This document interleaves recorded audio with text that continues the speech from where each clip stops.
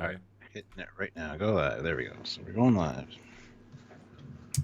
Live to the world, the universe, and everywhere in between. Especially big shout out to Omicron Persei 5 and Lur, good guy. Occasionally some marriage troubles, but apart from that, good guy. Yeah. I wish that show. I guess we're live, aren't we? Hey guys, how's it going? How could that show ever be cancelled? Futurama, such a good show.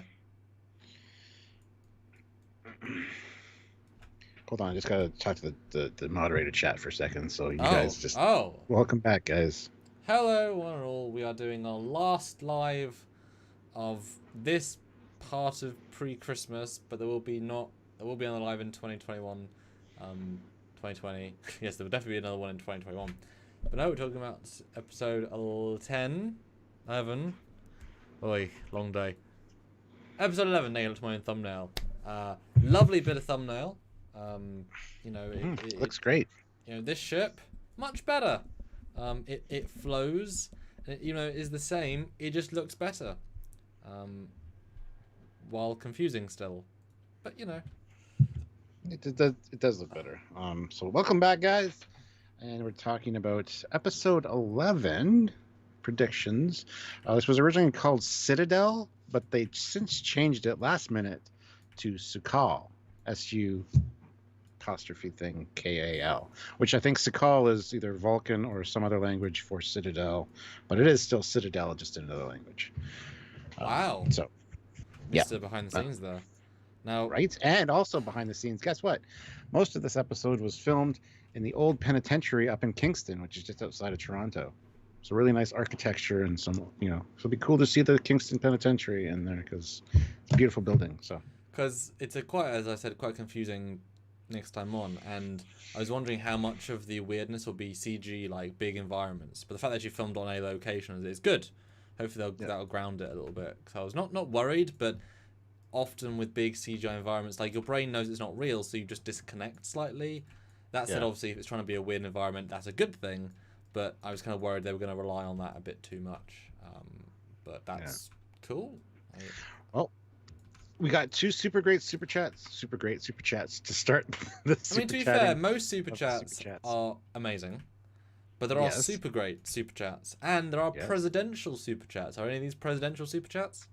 One is, and one is also a Fleet Admiral super chat. So, boy, high-ranking chats that are super. Gosh, I'll just read those first before you start to share. Please do. Ozzy Madero throws in $20, which is amazing. Thank you. Welcome. From Lord Helmet, hope the Superior Commander and Super Captain Foley, and their families have a Merry Christmas and a Happy New Year. Fleet Admiral Skeleton Hands, okie dokie. Thank you all very much, Ozzy. Merry Christmas to you as well. Have a lovely time. Yes, cool. Ozzy Julius. No, Olivia Julius. You two should merge, become Ozzy Julius. That'd be interesting. Puts in $5. So thank you very much, President. May all your fertilizers be bright and merry this Christmas. Merry Christmas from the Julius family. And I know. Yeah. I got disgusting visuals when he said that. I'll be honest. I know. So did I. But she said every Christmas from the Julius family, but she corrected it. She's supposed to say Merry Christmas, so it was just autocorrect. So. Thank you very much, Olivia. Makes a difference. And we do want to hear what you guys think, because now we're in the final 3. This is where hopefully it all comes together. Yeah. He says with not complete conviction in the statement. Yeah, no kidding. Nick Russo, though, Kingston, just outside Toronto, give or take a couple 100 kilometers. Yeah, but just outside Toronto is, compared to the rest of the world, it's just outside Toronto. So it's quite a ways from Toronto, but still, I'm just outside Toronto, and I'm like an hour and a half, 2 hours away. What's the joke with every American when they meet me?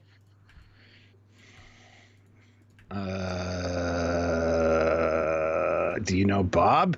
Oh, are you from London? Oh yes. Well, every American's like, no, not from London. Why'd I be no? And then you have to give, I'm 40 minutes north of London because otherwise they doesn't mean anything to them either way. Everything is based on London, even though it's such a small part of the country. So that's what I'm saying. But it doesn't matter. For anyone foreign, you take a metric, a place. So what we said is absolutely fine. From a certain point of view.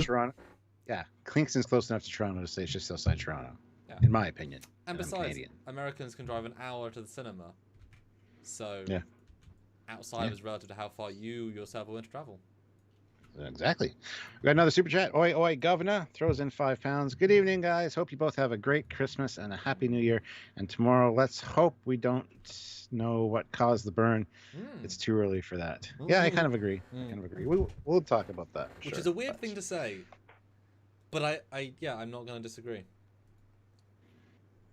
Yeah. All right, guy. Well, guy, you, Samuel, go share this around, and I'll talk to these people about super chats and things. Okay. Bye-bye. All right, guys. Yes. As you see, super chats are a great way to support the channel. Get your comment, question, congratulations, Merry Christmas, whatever you want to say out there. And we do read them all. So thank you very much to anyone that super chats. It's very welcome and does help the channel and us. And we just love it. So thank you very much. 104 people here already, which is great. 43 likes, though. We can easily get that up to at least 75, maybe even 100. So if you haven't hit like yet, hit that like button. And also consider helping the channel. Like I said, super chatting or sending a PayPal. You can send a PayPal to Trekyards@hotmail.com.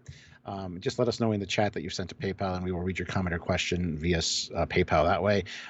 Usually you can get more characters in for a PayPal than a super chat. So if you want to say something to us or have a theory or a comment or speculation about the next video or the next episode, please consider sending a PayPal as well.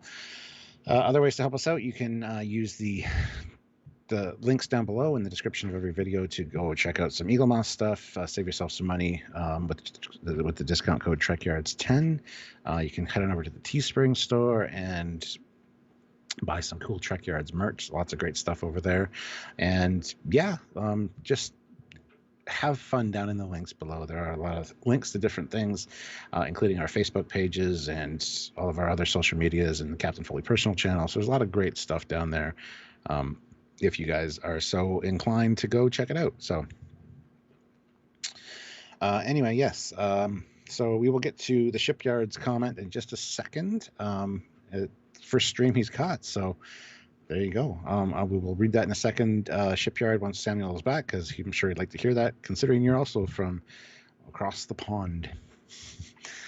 So welcome, and thank you for being able to make it to a live. That's awesome.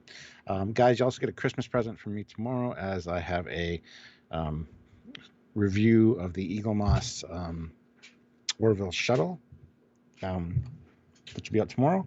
So keep your eyes open for that and check that out on Christmas Eve. I will be busy Christmas Eve and Christmas Day doing Christmas things. So will I do a live first reaction tomorrow? I'm not 100% sure. Maybe late at night. That might be a possibility still. We'll see. I'll let you guys know as soon as I know, which I don't know yet. Otherwise, there will be an edited review from us on the weekend, and then our full review and breakdown live will be on Monday, probably at the 4 p.m. Eastern Standard Time kind of thing. So over the next 2 weeks until things get back to normal after January 2nd or so, just things are going to be weird as far as scheduling goes. So I hope you guys can understand that. Techno says, don't worry, Samuel, I'm in Wales, so no one knows where that is.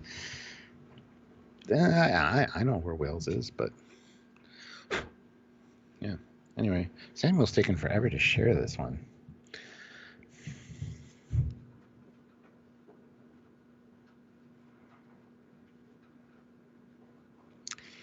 Sitting here watching Samuel, he's sharing the little screen. 109 people watching, 57 likes. Hit that like button, guys. Let's get up to at least 75. I'm sure we can hit 100 as well. And yeah, look forward to, seeing that like button get hit, because we could get 100. I'm pretty sure. Oh, look, he's back. It only took him forever. Time is relative. Lunchtime doubly so. We got some more super chats while you're gone, though. So you want to hear them? Yeah. What do people think? Because I don't know what I think yet, necessarily. The Shipyard puts in £5 and says, "First stream I have caught, joining you from lockdown southeast Wales. Disco looks better now than she did for the last 2 seasons. Absolutely. It's funny how small little changes, just refinements, can make something look a lot better and a lot more appealing. And it's also amazing. It wasn't the concept that was broken. It was just the ship design itself. Yeah, especially for the era. You know. Yes, especially for the era. Yeah. Yeah. Because it's a good. I would say it's probably 50% the same, 50% different. The new ship. It's just all of the things are lots and lots and lots and lots of changes, but not really. But yes, you know. It's like how the Enterprise D Classic and Generations bridge. It's like, oh, it's the same bridge. Yeah. And you start looking, it's like, no, there's a lot different. It doesn't necessarily feel different. Besides the more, you know. Yeah. There's other changes other than just the additional stuff on the sides and stuff. Loads, actually. Yeah. Olivia Julius, though. President. Oh, sorry, Area 51. Oh. Area 51 throws in $2. Not president. All I want for Christmas is Trekyards. Well, you may or may not have that covered on the day. Well, you're going to have a Christmas present from me tomorrow, because I have a review coming out, an Eagle Moss shuttle review. So you will have a Christmas Eve present from Captain Foley. So check that out, guys. Super duper. Olivia Julius, $5. Don't forget to hit like. Remember, if you do not blue, the puggy will do you. Or we'll do a poo-poo right in Stuart's lap. Unlike this season of Discovery, which has been great. See, I brought it background. It could still shit the bed, though. Oh, hey. Oh, hey. Wow. Good. That was too clever, Stuart. Wow. I know. Sometimes, I just can't help it. It's just the way I am. He tries to hide it. He's like Jack O'Neill, but he actually is that. Oh, you bastard. Oi, Governor. 2 pounds. The small changes can make a big change, and has. Yes, absolutely. Yeah. A lot of small things combined to make something amazing. Yes. Yeah, I'm actually really excited to get it, physical miniature of it, because then you can really start to see it. Like, I wish I also had a 3D version. I'd love to see it in I'd love to do my own stuff, because they've given it enough love to show they like the model. They haven't done any like big flybys or anything yet, which I think we're obviously going to see in this next one. Which I don't know about you, Stuart, but first thing I see when I look at this trailer, money being spent. Like, it feels like a bigger episode that I wouldn't necessarily say some of the other ones. Felt, as we said about Mandalorian, they probably saved a few bucks because they really had to like commit some budget to the last one. What do you think? Can you follow me on that? Yeah, I mean, the same thing happened with Mandalorian, where the last episode seemed to have all the money in it. This one, I don't know about this next one having that, but I'm hoping that I'll explain why I think that in a minute. But yeah. Yeah, for sure. But the last few should. I mean, that's just generally the way it goes, right? So start mid-season and final, because you want to end with a bang to get people knowing. You want to have a middle bit to be epic, and you want to start with a bang, and then you have the filler, or at least the ones that are less. Yeah. Filler again is relative. I meant for other shows. I didn't mean for this show in particular. Budget in general. So what did you think when you watched this trailer, and what did you think when you rewatched it now with a few days of... I'm not super excited, honestly. It seems like it's going to be one that I'm not really going to enjoy. It's a very confusing trailer. There's some things here, visuals that are interesting, but I just want to break it down because I don't know what to think about it. To be fair, it just doesn't seem very appealing to me. But that said, we've said that for at least half of these episodes. I know, and this one could be another, jewel in the rough, so to speak, and be really great. But as of what I'm seeing right now, I'm just like, okay, cool. But basically, we don't know any context beyond the obvious. Although I appreciate that we both called out, and I especially, once you'd said Genesis device, I ran with that in my brain, like picturing this great thing, that this nebula concept, I think when most people start to visualize it, it's just a big cloud and then a ship in the middle. And like the story is with the ship. Clearly, the story is not with the ship. There's way more in the nebula. It's a bigger thing, which this episode really gives away. It's like, oh my god, there's something here. Which there is really a cracked planetoid too. God, yeah. So that could be that Dilithium nursery we're talking about, and it looks like it's like shattered and stuff. So. Yeah, I guess that wasn't clear. That if a Dilithium nursery, I assumed in a sort of gaseous nebula I did form. too at first. Yeah. But it could mean a planet. That's just a lack of context. What the hell's a Dilithium nursery? We don't know. Why should we know? And that's okay. Just picture all these Dilithium crystals in diapers. And they're all like play school, like Do they're I all like have to? chunky, Oh. visuals with big eyes, chunky crystals. If we had like a comic artist as part of the internal team, that should be their like Christmas card. Yes. Yes.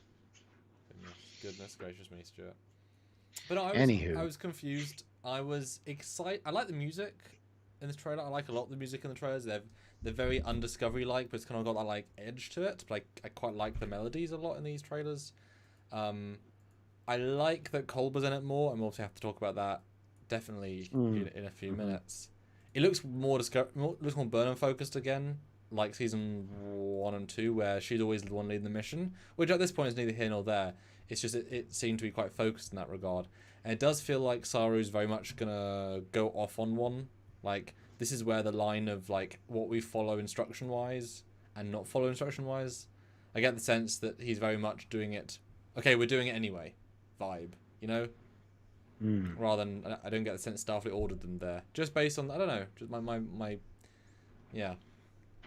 Well, yeah, we're gonna get into the discussion of this, but it seems like to me like they find the ship, realize there's a life form on board, determine that they should probably go over, even though it's going to be dangerous because radiation.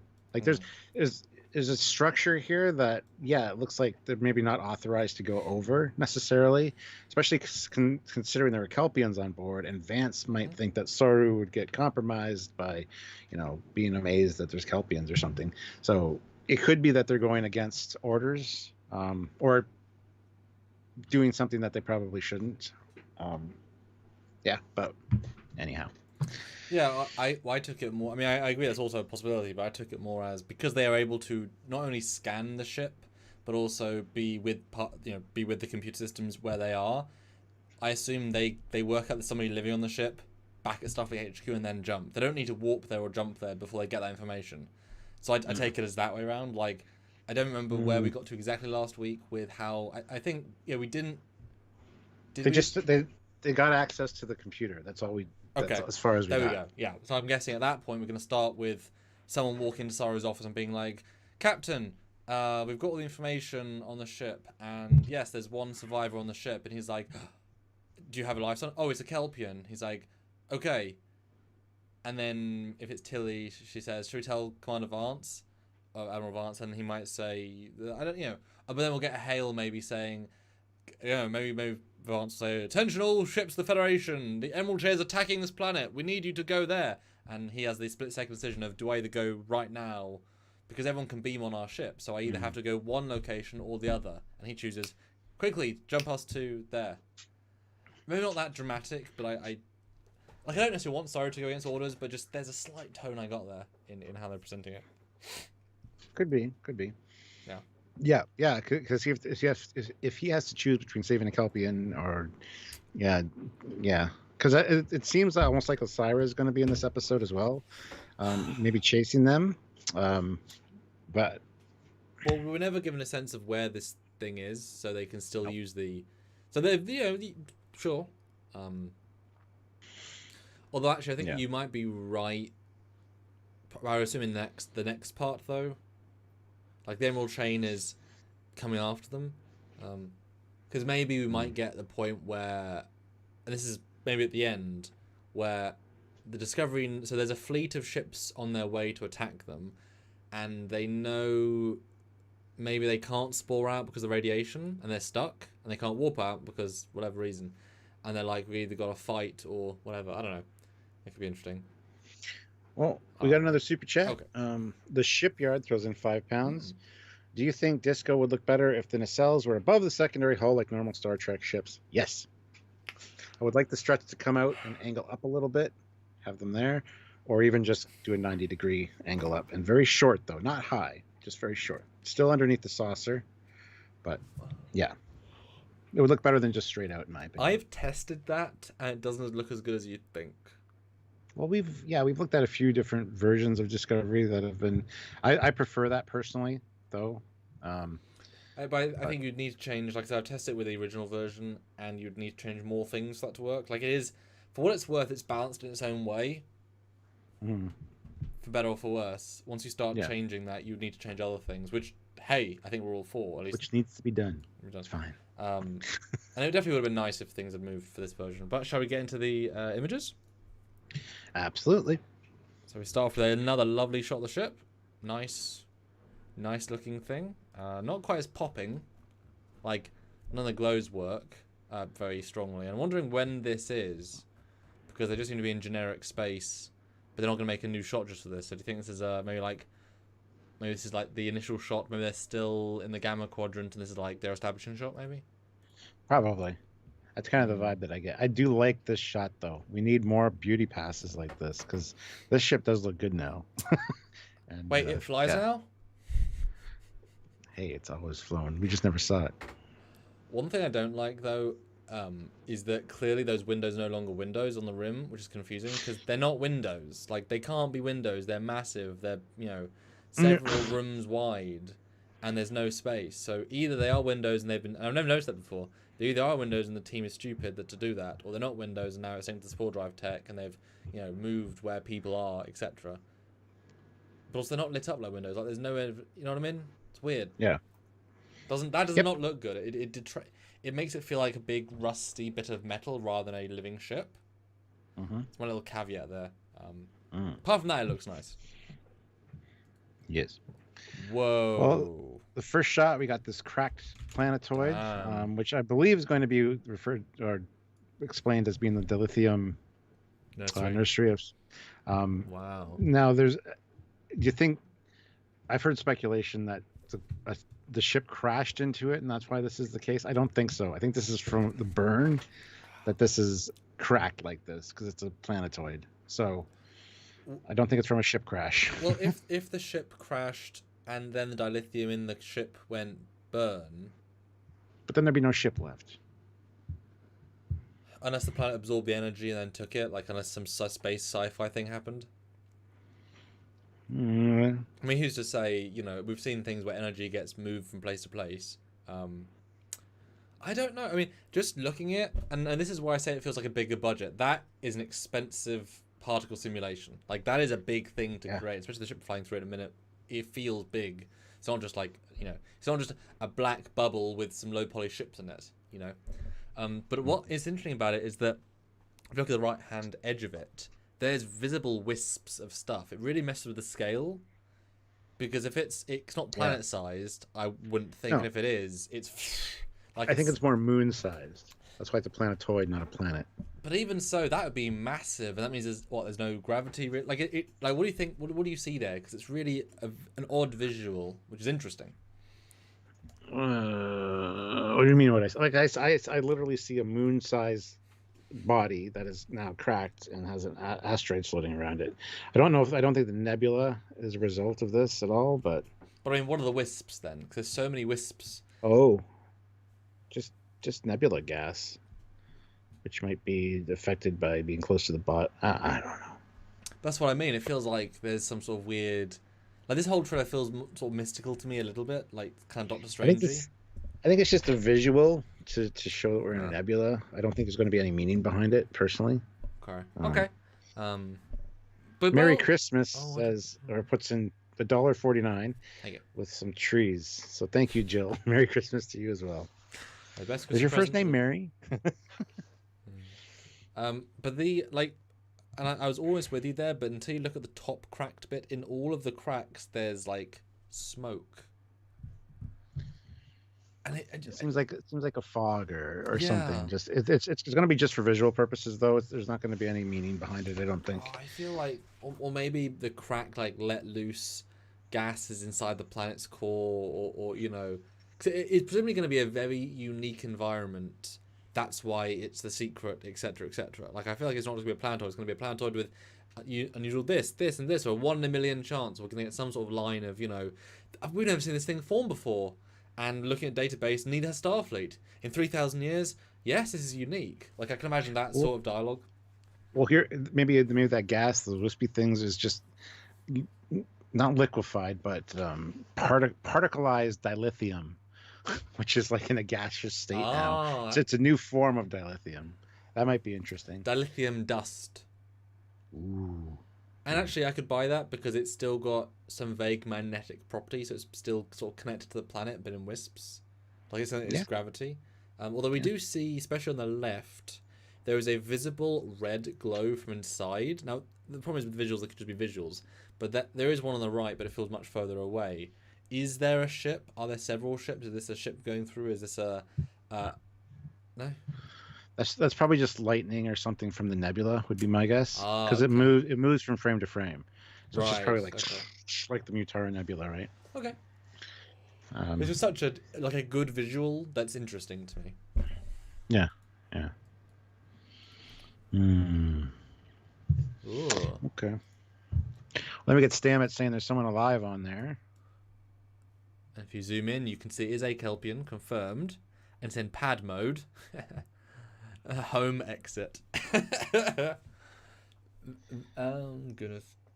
It does give us... Yeah, it is a Kelpian. Yep, absolutely. It does give you more information, but it's unreadable, except vessel and something proximity, maybe.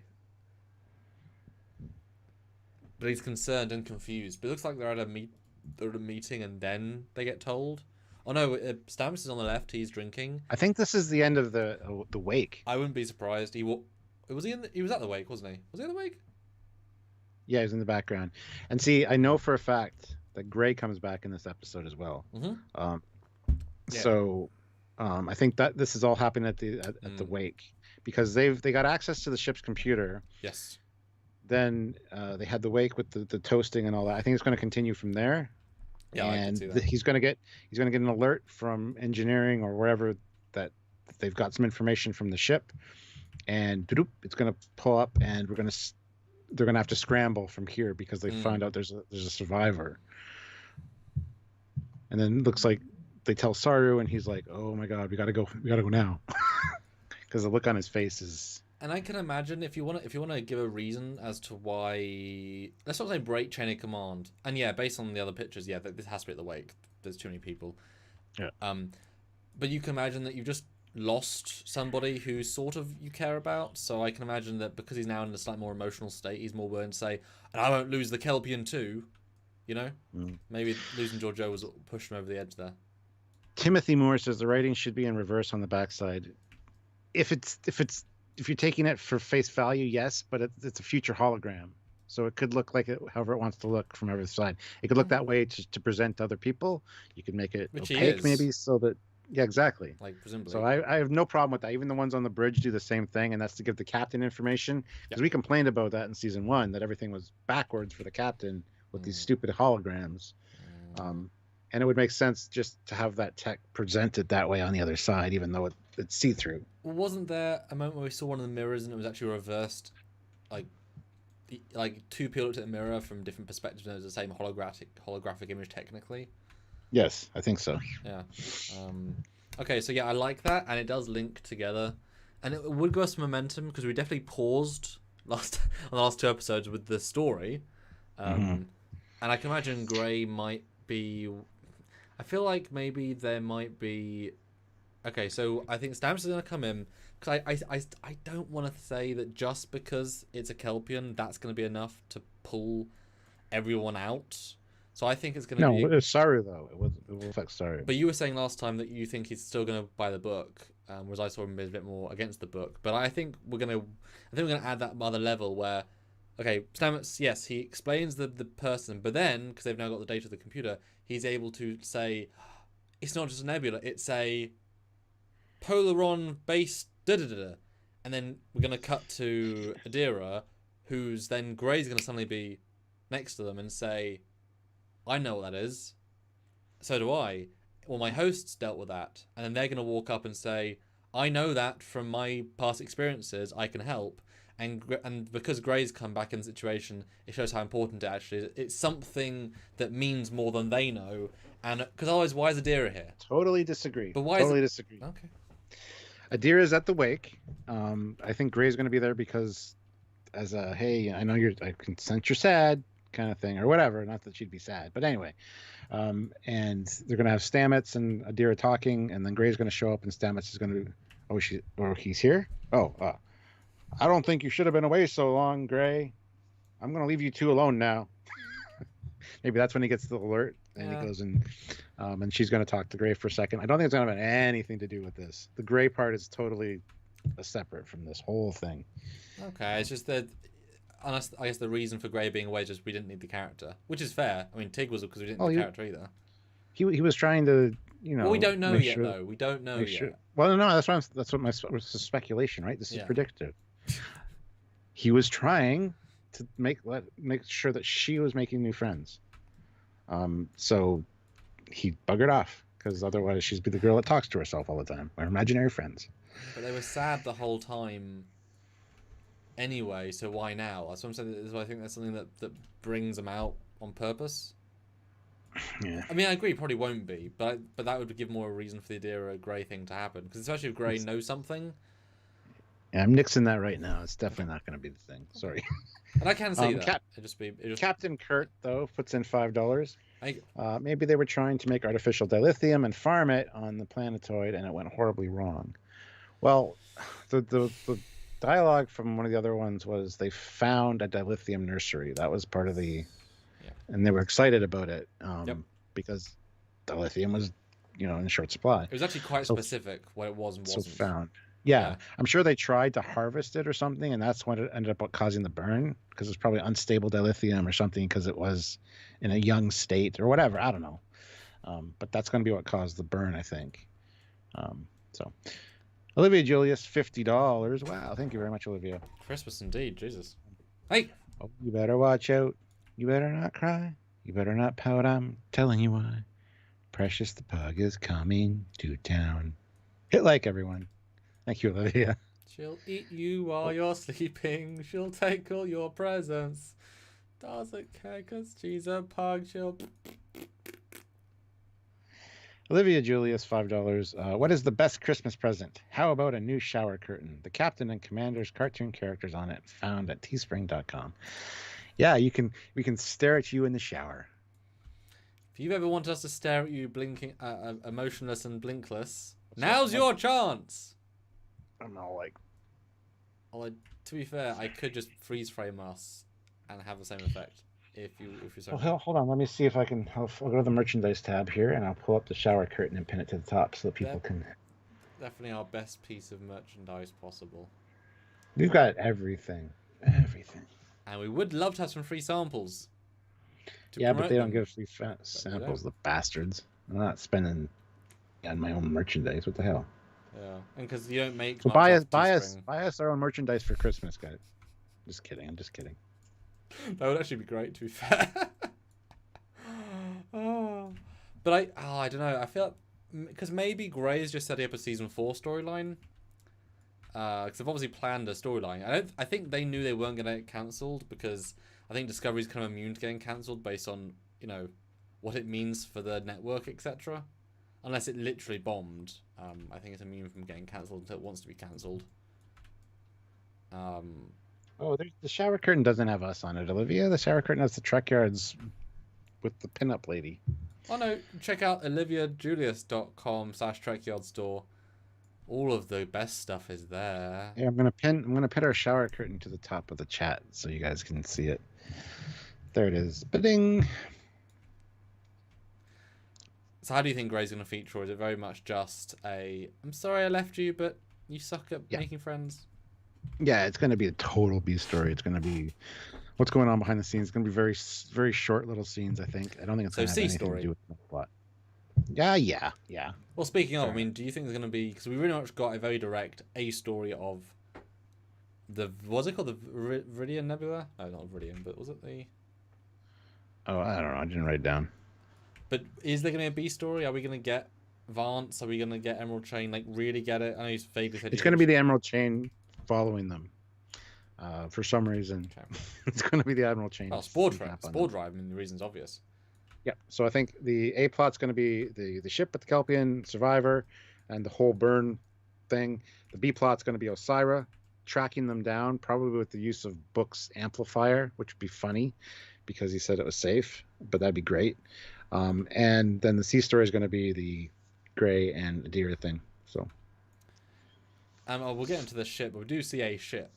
I don't necessarily think it's Emerald Chain, but we'll get there when we get there. So the next bit is they spore in, and you get another look of it.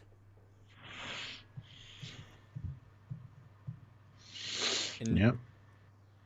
Oh, look! If you look, it might just be me seeing things, but if you look above where the ship is sporing, near the top of the frame, then it looks like an animal with teeth.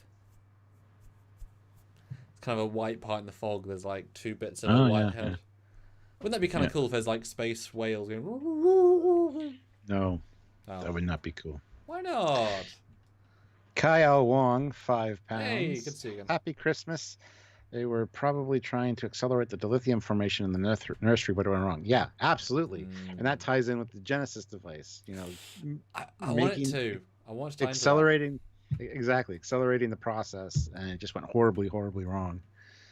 Because I'm fine with the Federation causing it, as long as it was a happy accident. Well, unhappy accident. As long as it was an accident.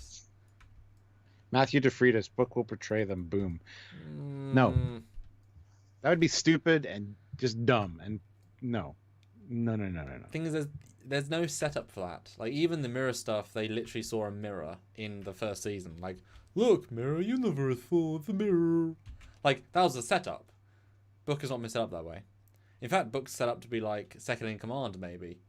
You know, something weird like that. Like, official liaison, he's given like a, you know what I mean? Like, he's set up to be someone quite useful later on down the line. You know, generally good officer, etc. But yeah, they spore in definitely a bit too close to Nebula, and I'm hoping that they spore in and they don't realize that this is what it actually is. So instead of the spore in, like, because it would be nice if once they get into the ship's computers, they say, okay, we have internal sensors, no external sensors, and all we have on our star charts is something from like 300 years ago. And as soon as they spore in, they say, okay, there's a planetoid. There shouldn't be a planetoid. It's cracked. What the hell? The nebula's a totally different consistency. Like, I really want that like radical shift of we think we know something. Vumph. Oh my god, what is this? You know, because you do get that kind of what the hell moment. I feel like when they spore in, like that's you know, isn't that the tone? I can't rewatch it because I'm streaming. But I thought there was.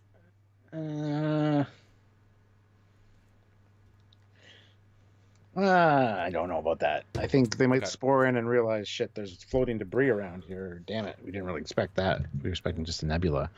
But I think the planetoid will be the reveal. They don't know there's a planetoid, and that's why it's weird. And absolutely, I want it to be Genesis device. I want it to be linking into that. They thought we'll turn the nebula into a planet that we can harvest. And if we do it once, we can do it again. You know? Yeah. And we get a nice shot of the ship in the nebula with the cells detached, cruising along. Looks good. With those big spotlights in the nacelles, kind of a la TMP, causing real bright lights.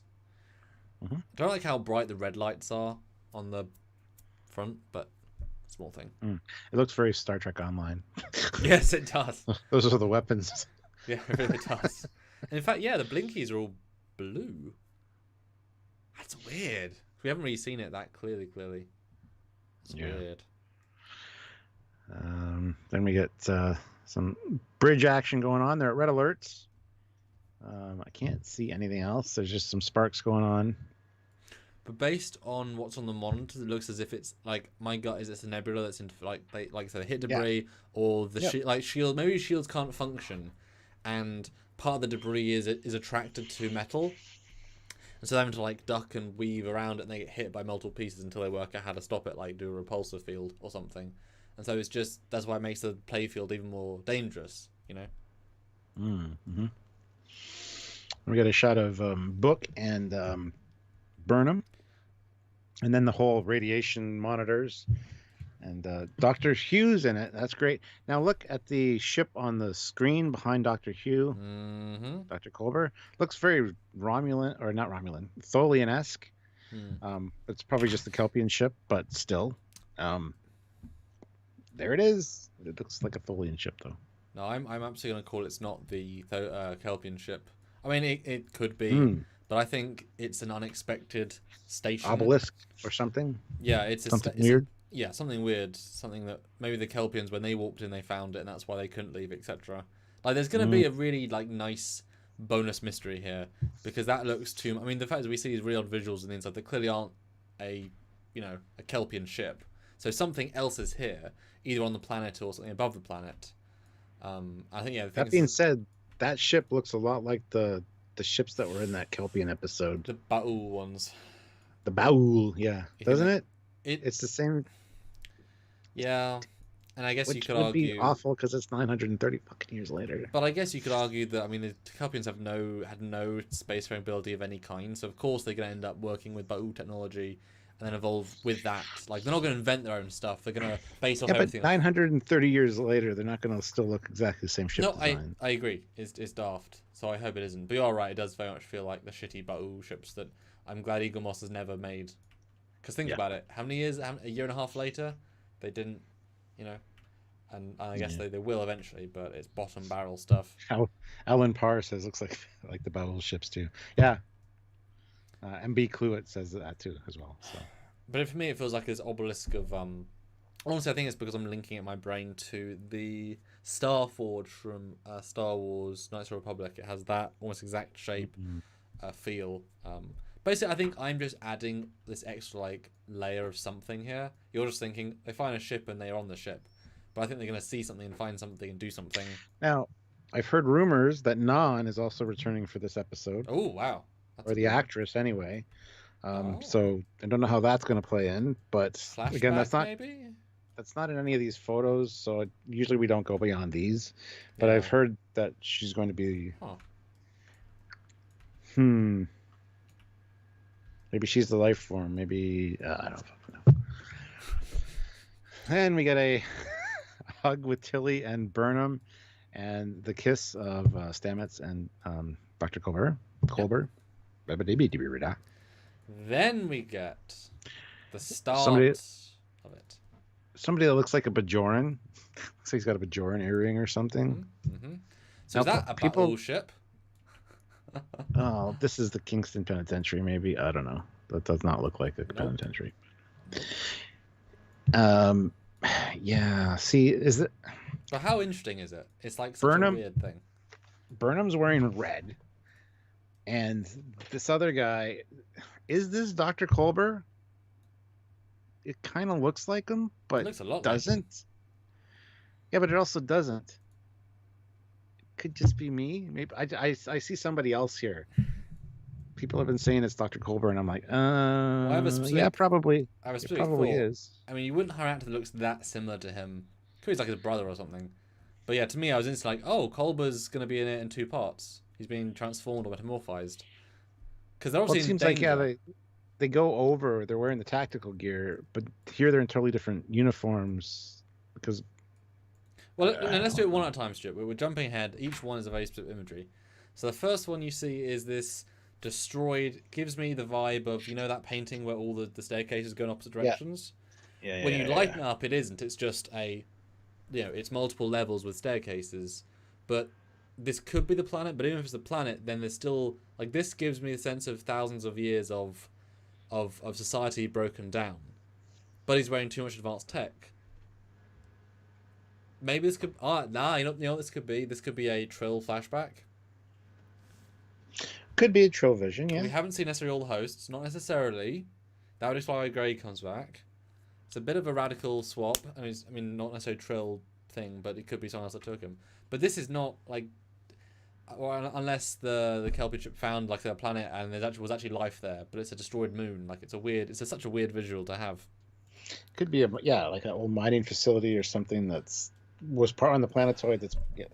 I don't know. I don't know. Well, if you look at the next frame again, brightened, you can see past the ruin, and there's clouds in the sky, which could be... But the colour palette is grey. The colour palette, clearly the nebula, is bright oranges and reds, and it would be weird to shift from the drastically bright version of one. I understand atmosphere can be strong enough to block that colour, but the colour palette... It could also be underground, though. It seems like an underground, like, cavern, almost. With different lighting. Yes, but you can see clouds past the ruin in the second shot. Like that's yeah, but it could be an artificial like environment, like a Dyson sphere inside the planetoid. I'm very much stretching it with that, but I'm just trying to, because it is with the different lighting and stuff. It's either on the ship, or this is a vision, or this is a memory, or there's so much that it could be. This is why the weirdness factor is also intriguing me, because it's just like could be somebody dreaming. Yeah. It's definitely dream imagery. Yes. With the stars. Yeah. Because we even see a shot later where it seems very dreamlike. But then we get Michael in the red. which is not the normal undershirt for any of the normal uniforms or costumes. Nope. And feels obviously a distinct choice. You know what? It'd be kind of fun if this was like a 60-minute episode, like their longest one. It won't be. No, it won't be, but it'd be kind of cool. Say that every time. Well, oh, brighten it. She's a trill in this one. She's a trill. That's amazing. Michael Burnham's a trill. If you brighten it, you can see all the spots. So Mike. Well, yeah, and he looks like a fucking Bajoran. He's got the nose ridges too. Yeah. Like. That's what it is. There we go. It is Culber. It is the Culber actor because they're forced to go into Grey's mind, and she takes the place of one character. He takes the place of another. He's a Bajoran. She's a Trill, because that is absolute, and that's why it's a dreamscape. I don't like that, so no.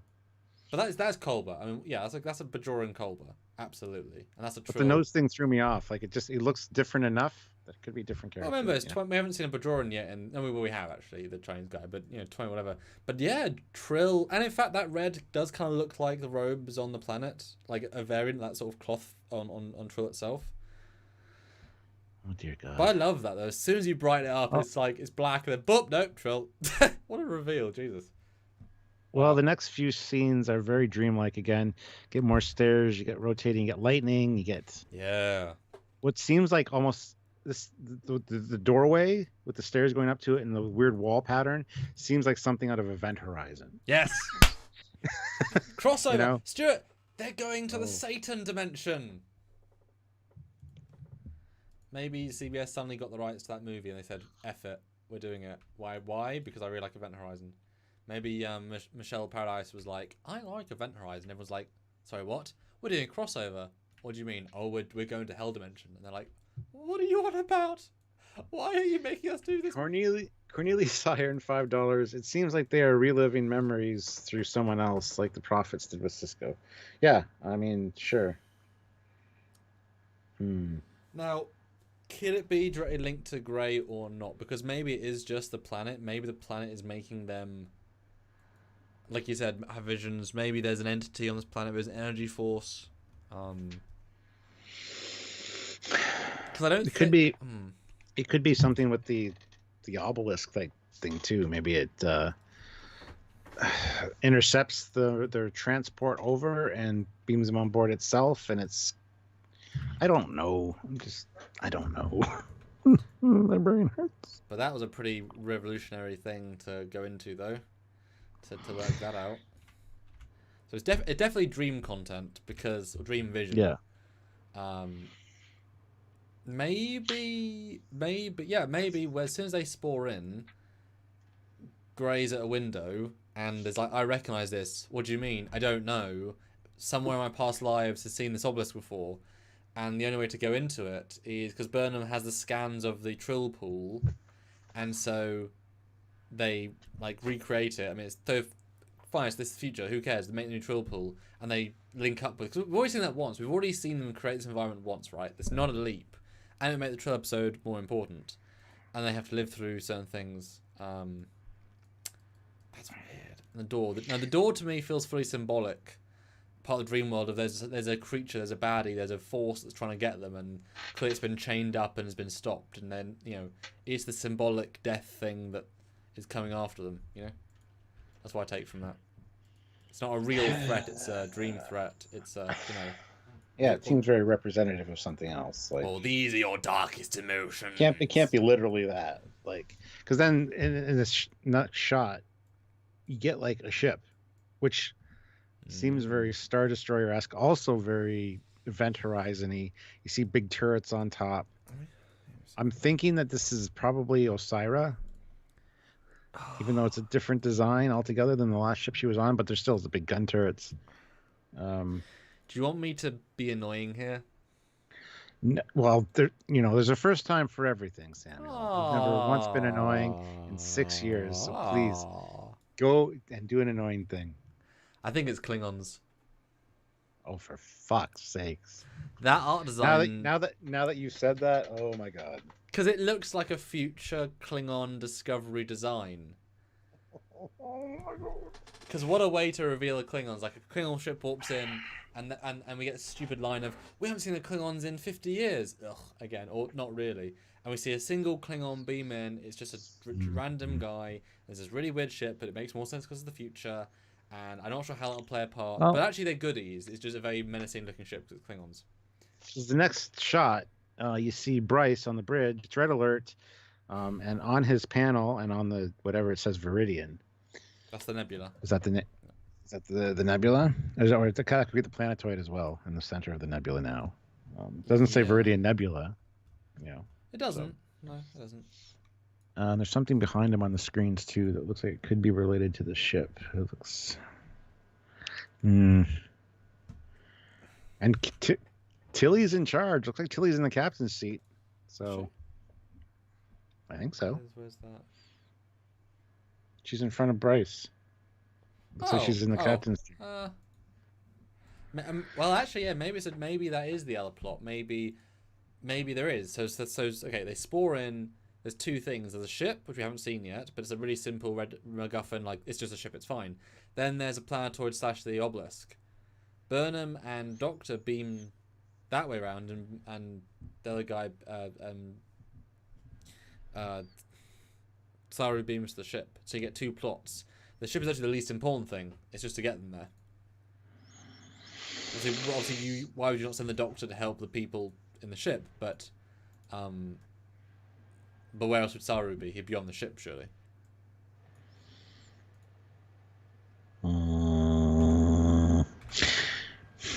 Okay. See, it feels like Saru is maybe not.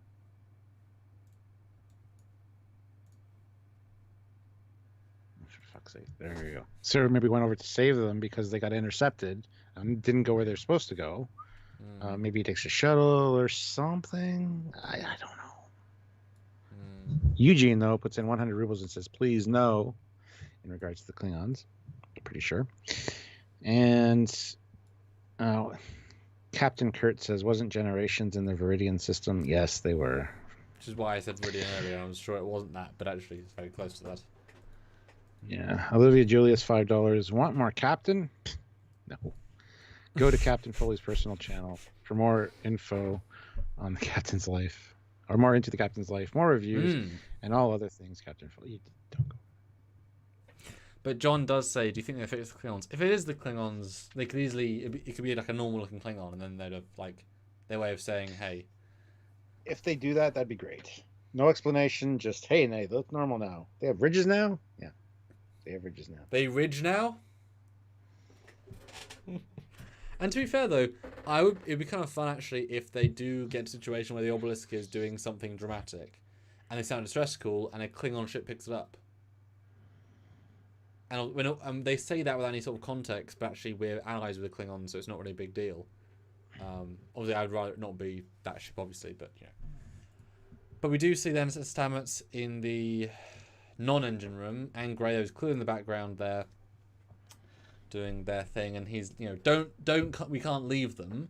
So clearly, the threat they face is not just because they don't leave people behind, and they fight to the bitter end. So whatever threat they have is destroy the ship in seconds, enough to leave Burnham and Culber. So that's a pretty serious thing. Is the ship enough of a thing to do that? Is that enough? I don't know. Interestingly enough, the frame you're on, though, Gray is there with Adira in engineering. Not engineering. Well, in the spore room, but as close as we're going to get to engineering. Mm-hmm. The next shot is Kingston Penitentiary, I'll guarantee. But again, there's more stairs and stuff. And there's 4 people, it looks like. There's Burnham in red with another person either fighting or just knocking heads. And there's at least one person on the stairs. It looks like Saru. It does look like. But the thing is, they're cloaked figures. It looks like there might actually be like 4 or 5 people. Yeah. But if it's if it is actually penitentiary, that might actually be a prison. Maybe the obelisk is actually a space prison that was hidden in this nebula. Yeah. And maybe part of the prison is as soon as you go into it, it like confuses your brain, which is why they suddenly change to be someone else. Maybe it like changes reality in your mind, puts you in a state of unable to fightness. Matthew DeFreitas says, thought Osiris' ship was the Viridian. Yeah, I thought so too. Oh. Anyway, yeah, I think it's Osiris' ship. I like the idea of a Klingon, but well, it's not Osiris' ship because it's not the same ship. Although maybe it's a real ship. Oh no, wait, no, actually, it may be the same ship. Actually, if you break it up as no, it actually isn't it? It's just a really shitty image. Because yeah, it has got a split. It's up details. That's what it is. Because the turrets, you know, you're right. It's actually the Viridian. Because they have got the same turrets. There's just new details places, and it's a really bad angle of it. Oh, okay. Huh. But the nebula is definitely a V word as well, though. The Verudin. I think it's Verudin. It's similar, yes, but that's why. Verubin nebula, maybe. Oh, okay. Well, there you go. So she does find them. So that's a pretty quick end to that sort of sub storyline of, you know, tracking them. Although it implies they're not very far away. Yeah. Well, just so we have all the bases covered. The last image is again Burnham and the Doctor. He's a Bajoran. She's clearly a Trill. And then we get Star Trek Discovery. I love I didn't see this till this live. It really changes all the vibe. Yeah. It's weird. It's really weird, Stuart. It is weird. The good link there is Gray. Like maybe you are right that maybe Gray is a bigger piece of this puzzle.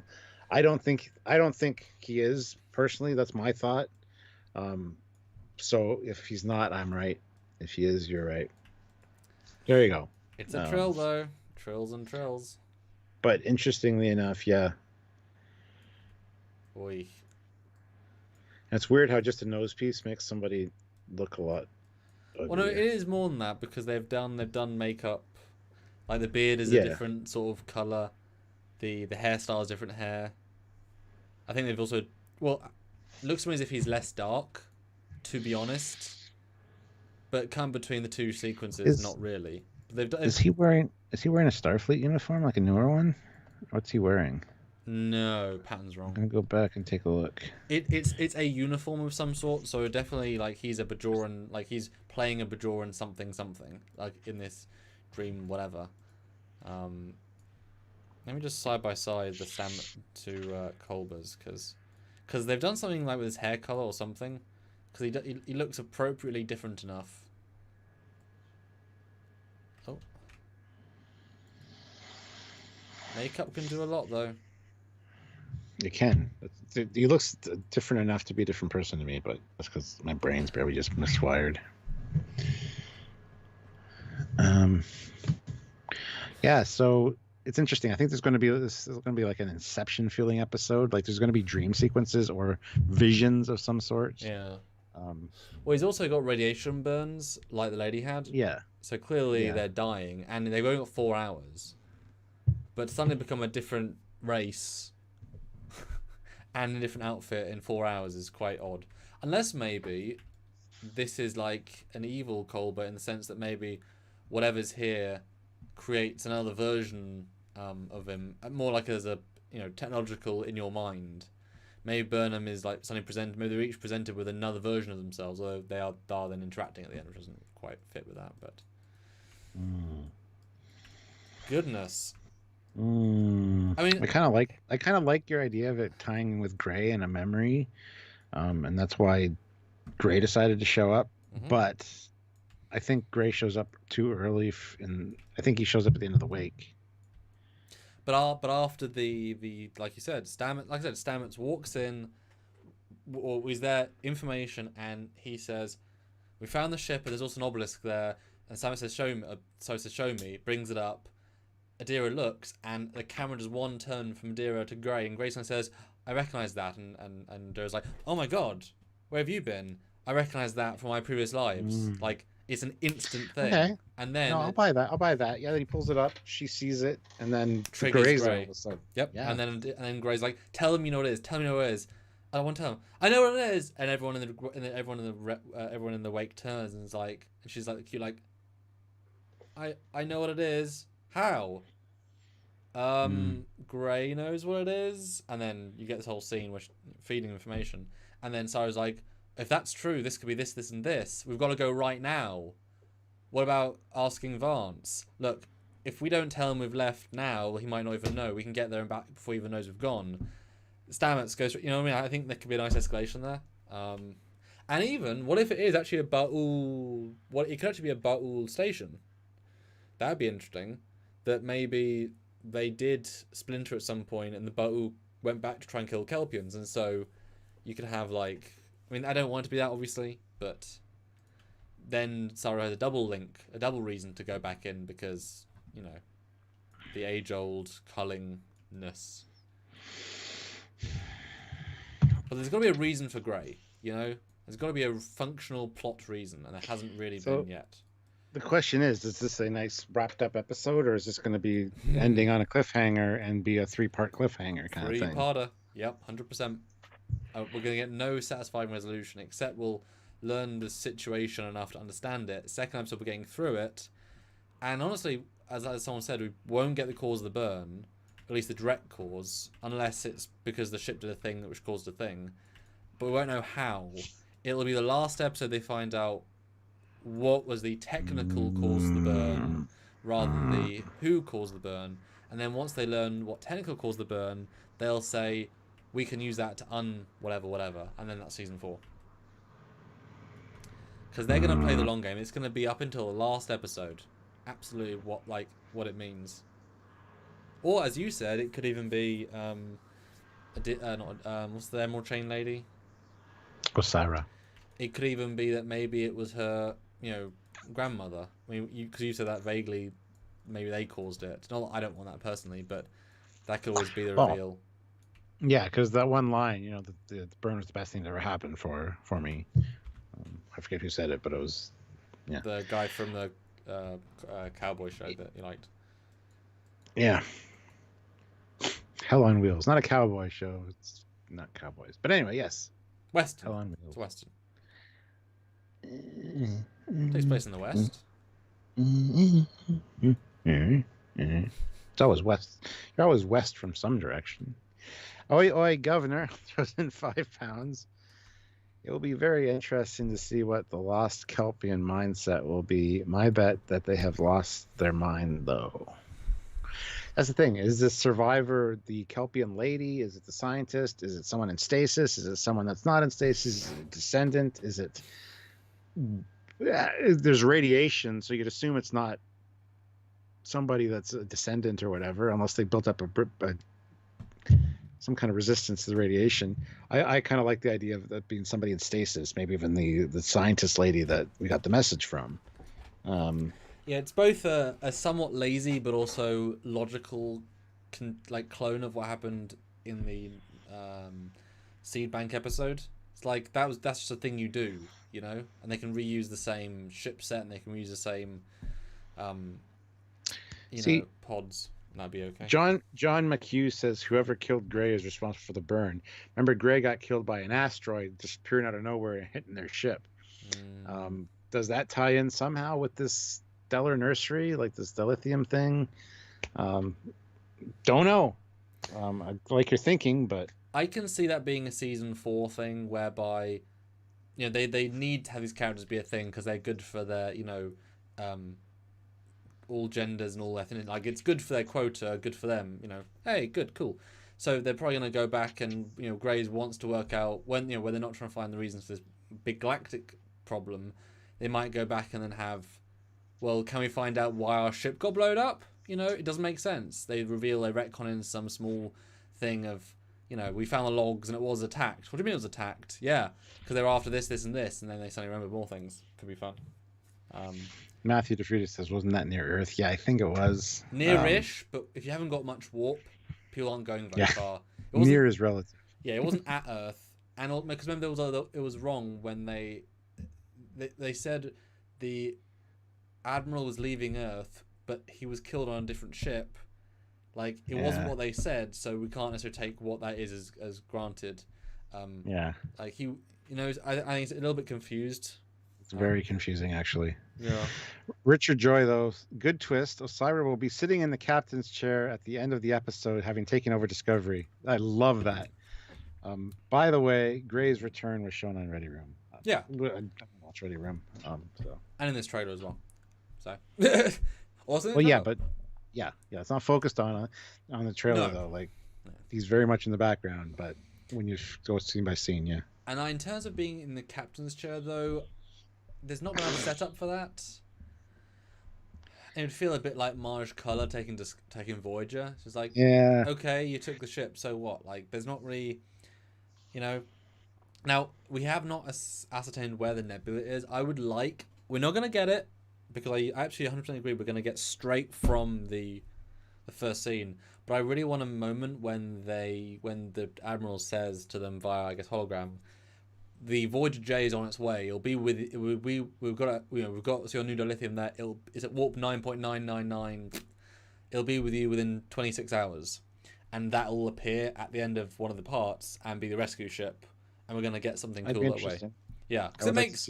Voyager J, man. So this is the important thing, especially if the Emerald Train ship is going there. I could actually see that they maybe sends a message to Saru saying the Emerald Chain is on your going position, we've sent some ships. And that makes sense. Especially if I can see the Emerald Chain lady being rather pissed off that a shitty little cargo ship disabled her ship. So I'm kind of hoping that the model's way more detailed and way more weapons are actually effective. And so even though Discovery's now, plus also they also got scans of Discovery's weapons, so they know exactly what they're capable of as well. So it'd be kind of fun if, as soon as it warps in, Saru says, "Scan their vessel, Captain. They've upgraded since last time." What do you mean? They've tripled their weapons, and they're like absurdly high levels because they're just like, we're gonna effing refit this thing so we can kill anybody. That could be fun, and then you need other ships to come in. I think that could be a fun, because it feels like things should do, especially as. It'd be great though if she's tracking them through this thing, that the amplifier that Book used, but Book not knowing anything about it. I don't want Book to be sending them information and being a traitor, because that would be a bullshit move in my opinion. And I can see that being the case. Like, yes, it is technically safe, but because they're using the amplifier, it would be interesting that if she locked onto the location because of that, despite him thinking it was safe. I'd prefer that than it being like he's actually literally letting them know where the Discovery is. No, it's not that. I don't believe that for a single second, because you got to think of it this way. Okay, she can track them because they're accessing her network, but when it was on Book's ship until a week ago, she didn't know who Book was. But all of these runners, all these people, were all dealing with the Emerald Train for dilithium. And so that if they access the network, you can trace them, but they don't use it all the time. Like, it's not a passive technology; it's an active technology. So use it when you need it. And so part of the hardwire is that you can track the use of it, but if there's 45 or 50 or 100 or 200 runners and gatherers getting stuff, well, you can't. How do you better track one individually? Guess what? Discovery turns it on, much bigger power source, totally different signature. Plus, it jumps from there to there instantly. Yep, exactly. And she knows who Book is, so she probably knows now the transponder. She's went out from Book ship. So it's completely just reverse engineer it. It's nothing to do with him being a traitor. I agree. For a second. I agree, but if they do that, I'm going to be pissed. But I agree with Sirstis. I think Book is unaware that the tech could still be tracked. Yes, exactly. But I definitely want a really technological technobabble thing of where she had to recombobulate the thing using thing to do it. Like you're not going to get it. Sorry. Oh, or no. I think Stamets might say, or actually, what? Tig. I think Tig will be in it, and I think she'll be looking at it and being like, this thing is reverse sending a signal. And Book's like, well, it can't do that. Oh no, it can. It just doesn't. But it can be turned on while they're tracking us. Oh yeah, they know where we are. Like, because it just sends data to the network. Yeah. Oi, Governor, £5. Season 4 needs a few things, but the main ones sort out who or what caused the burn, and 2, get more characters, aka crew, involved like TNG did. Mm. Yeah. Mm. Yeah, give it the bridge crew shit to do. Eugene, 100 rubles. Emerald Chain didn't track them. It's just their base. You think that this is their base? This nebula? It could be that the dilithium nurseries thing, the enhancing the growing or whatever, accelerating the growing actually worked. So that's where the Emerald Chain is getting all their dilithium from, is from this planetoid. I would buy that because it's been brought up or alluded to a few times. The Emerald Chain have dilithium. Lots. Where are they getting it? Yeah. Where are they getting it? Yeah, exactly. Could this be a replenishing supply that keeps replenishing itself, and so it's a constant give? But they've already said too that the Emerald Chain's dilithium supply is dwindling now. Well, that's just because they expanded into an empire, and then as you get bigger, you need more stuff. There's always that joke with the Roman empires; they kept expanding their territory, and they had to expand and loot to have enough money to feed the troops to expand and loot. Like it was never a growing process because they needed the money from growing the empire to grow the empire. It was not sustainable because it couldn't be. It wasn't that sort of model. But they weren't thinking that because they just got, Anyway, I did think that way earlier on in this live, that not so much that it's their base, but I could see that the Emerald Chain found this nursery. They made it work for the last 100 years, and this is where this was where they got it from. That could be kind of fun. And maybe the Kelpian ship is out of stress school, and so maybe that doesn't necessarily make too much sense why it would still be there. But maybe they did mine this thing for 100 years and now it's running out, and then they come in like, oh my god, this was the... But this is also the source of the burn. So you would also then have to say the Emerald Chain either caused the burn or knew the focal point. No, I think that was a happy accident that they found it. I think. Oh, they well... in the procedure to accelerate the growth of this dilithium, it caused the burn and all dilithium everywhere. But who did that though? The ship, the Kelpians. They were experimenting. Okay. They're trying to help the Federation or help. Yeah. So that caused that. But at the same time, the very, very core, the very heart of where they started this, still kept generating new dilithium, but it only got so far. And then, happy accident, Osira or the Emerald Chain people found this and had a little bit of a supply of dilithium that would regenerate itself a little bit for a certain amount of time, perhaps, and now it's run out. But that'd be interesting, as if it did work, but just in this really isolated location, and it just devastated all dilithium out of everywhere else. Which we've said a few times as a very logical possibility. Yes. But then why have they not killed the Kelpian ship? And obviously, what is the obelisk ship? And what is the thing with all of the... Well, the obelisk ship is probably an Emerald Chain thing, probably some kind of mining device that's maybe mining the newly formed dilithium from this cracked planetoid, maybe. Why aren't they...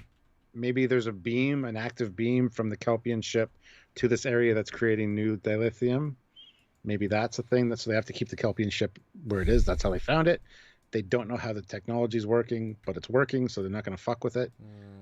Maybe that's why they haven't destroyed the Kelpian ship. I like that in principle. That feels more like a Star Wars thing, though, because it was kind of one of the games. But also, you would think that the message that she sent out would include the most important thing, which is we caused the burn and we keep it going, rather than, hello, we're Kelpians. So I can't imagine, you know what I mean? Like, having them be directly involved feels a bit disingenuous to have such a non-important distress call. If, like, the galaxy is in trouble, you don't send a personal distress call, you mention that, you know? Matthew DeFreitas, $2. Think we'll learn why people hear the song? Not this episode. And it's just the resonance came out from the burn back in time, or it's a message. Although we've already had just a caveat, we've already had no repercussions for time fugitives, as in our Discovery crew, breaking the temporal rules, and Giorgio went back, which was also showing time travel is still possible. So let's not rule out the possibility that yes, someone still time travels to send the message, etc. Because it's been done now twice in essence. So while hard, it's not like sometimes in shows you you take away a technology and then you never use it again just to make a point. But we've already seen time travel again, you know? Just saying. Yeah. Olivia Julius, sorry, $10. Sorry for making mad, Captain. In other news, don't forget to like Trekyards on their many Facebook pages. Follow them on Twitter and chat on Discord. Links in the description. Yes, links to all our social media is down in the description, so join all that cool stuff.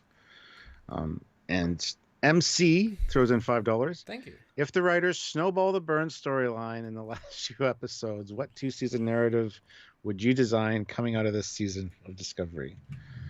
The re-establishment of the Federation. Done. Yep. And fuck, hashtag justice for Sahil. Please include him in this last episode. He's like an admiral or a fucking captain or something. Save that poor bastard. You know that really sad piano, violin music, that plays in YouTube videos when something sad happens? You need that music.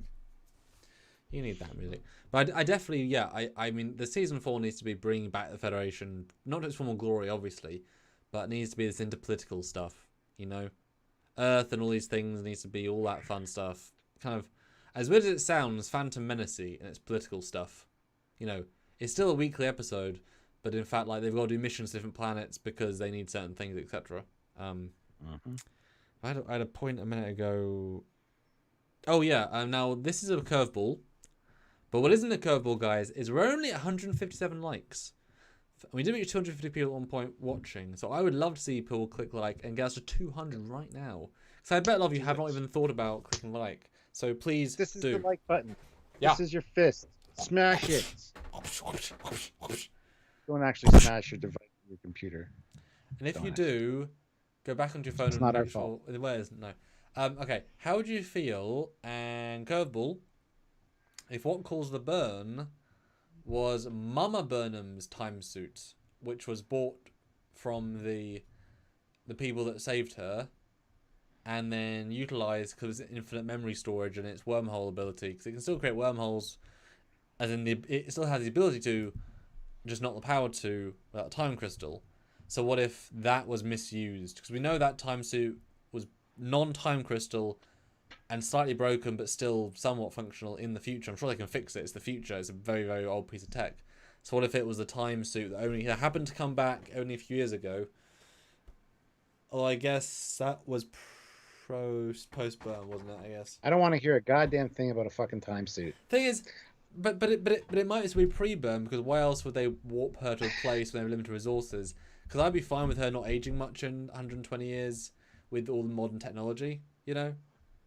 But that's definitely Michael's mum. Because as we said, like, why the hell? We don't need to see or hear her about her again. And the suit, no, just like Control. We don't need these things. Put those out of your mind. But it's a god tech thing that suddenly fell into the future. You know, because it can create wormholes through time and space with unlimited data storage. La la la la la la la la la la. Not listening to Samuel. Not listening to Samuel. Not changing then. Normal. Of course it changes. I do listen to you. I just ignore you half the time. I hear you, but I ignore you. Not listening is different. I mean, I don't want that either. Just to clarify, yeah. Eugene, 100 rubles. Also, maybe Disco Crew won't find the base until the end of the episode, so they'll blame Book. No, stop with the blaming Book and Book being the bad guy. He's definitely bad Book camp. He's on the chapter that says he's a bad guy.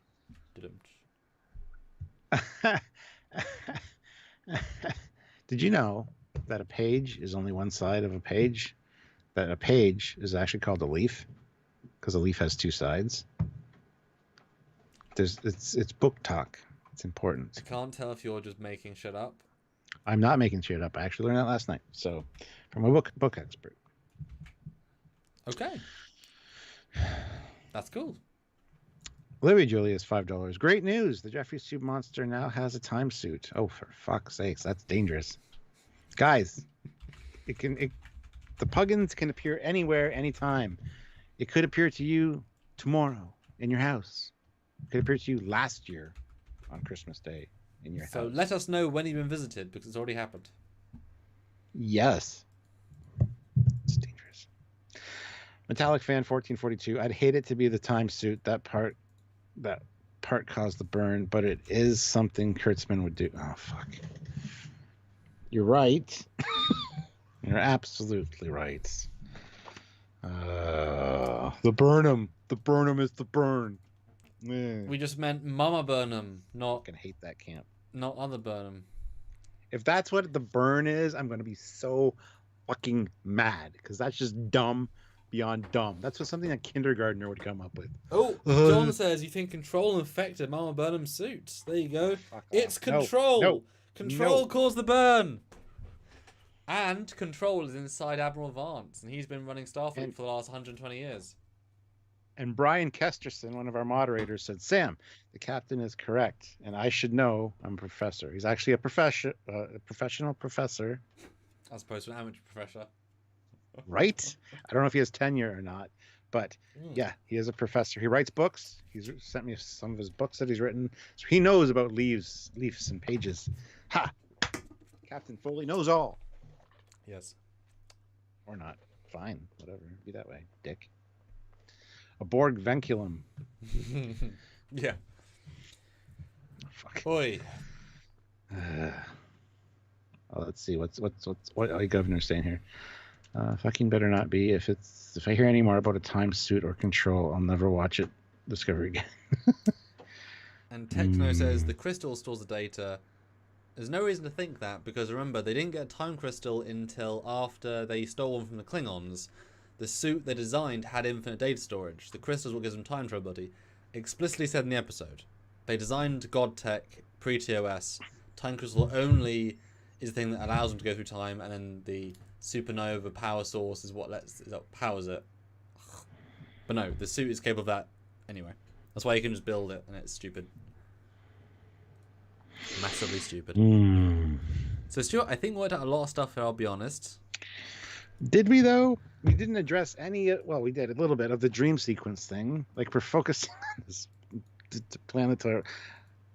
The dream sequence, is it actually a vision from the symbiote, or is it some kind of weird alien tech? Is it some kind of Inception type deal? Maybe the earring thing. No, that's dumb. Well, Burnham maybe the earring thing is like the spinning top to get you out of the. If it stabs my ear, I know I'm in a good place. I mean, Burnham looks upset. Good. I mean, oh. But also, in this shot, it looks like she's looking at a third person who is. I mean, we've already worked out there's more people, and it's a tall person. This might be Saru, given the height. She's looking kind of higher. Doesn't quite fit, but I mean, she's quite. I mean, both these people are quite tall, so be quite a tall person. Yeah, it's a Kelpian in general are tall, so it could be the actual Kelpian lady. Actually, so I've zoomed into that picture. I think. Okay, so what I think is happening, I think the Burnham, Trill Burnham and Bajoran Culber are bunkering down because things are falling, and then you got Saru's bunkering. I think there's somebody holding somebody in a robe, like it's I've been living here for a few years, and as people live places, their clothes degrade into rags because why not? It's a trope. Because it feels like there's some or like a body that's fallen onto the stair. Like I feel like there's something on the stairway that is somebody. And I think that they're holding somebody. Like maybe the scientist and their wife or husband or whatever. Let me go take a look. See what I think. John McHugh, €1. Thank you. Thank you. Olivia Julius, $2. Control did the burn with help from Mirror Precious. No. And Eugene, 100 rubles. Are we too early or not to start guessing what plot line will be dropped and never addressed again? Oh, Hashtag justice for Sahil. Fucking guy. You should get. There's been a few already dropped, unless they come. You should get your very good friend and almost hotel partner, Paul Stamets, to hashtag that. Hashtag justice for Sahil. I want a shirt. Hashtag justice for Sahil. No one will understand what the fuck it means. Send the actor that. Send the actual actor that played him. He's like, oh my god. Let's get him on. Let's just say we've started a hashtag for you. It's 3 people are tweeting it, but that's not the point. Everybody on this live stream right now, if you're on Twitter, hashtag justice for Sahil. Do it. And tag Anthony Rapp. He's at albino kid. That's his hashtag or his Really? Whatever. Albino kid. Yeah, he's an albino. That's why his eyelashes are white. He's not an extreme albino. There's different kinds. Oh, I did not. Yeah, he actually is. So, yeah. Wrong. Little known fact. But yeah, hashtag justice for Sahil, at Trekyards, at Captain Foley, at Trekyards Sam, and at albino kid. Do it right now. I want this to become a thing. I'll message Anthony Rapp in a second, offline when we're done, and tell him what's going on, and he'll pump it out. I hope. It says drop storylines though. We're probably going to get what and why the Admiral Trill died. Like, there's another story. We're not going to get that either. We're not going to get that either. I don't think. I think that's going to get dropped. See, I think the whole idea of slipstream on the ships can get dropped as well. Yeah. I think it'd be interesting, though, if it ties in. Like, the Admiral was killed because he found out some information about the burn and got literally killed. But then you also have the symbiote, so you got to cover the symbiote as far as fucking up its memory. So you get it put into gray, but only for a short amount of time, not enough to integrate. So some of the recent memories will be forgotten. But Gray actually remembers them. So Gray was killed deliberately, too. As a way to try to erase the Admiral's memories, but it took, and Gray remembers certain pieces, which maybe is what you're referring to, recognizes something on Stamets's thing, and goes, okay, I recognize that. I don't know what the fuck it means, but I don't. It. Admiral did recognize it. Yeah. Well, yeah. What's the name of the Trill? Because they've stopped. They always call her Adira, not the name of the Trill. Oh, it's a kind of Citadel. So Tal, yeah. So yeah, Citadel. So we should call Adira Tal, like, because it's Dax. They call Adira Tal, yeah. Sometimes call them Dax. Yeah, fair enough. Like, so it would be nice to hear that rather than just being so human. Anyway, but no, I mean, that I think should be played more into. But it's when you're playing these grand universe stakes, and yet these small stories, it doesn't make sense to necessarily whatever. But also you would there's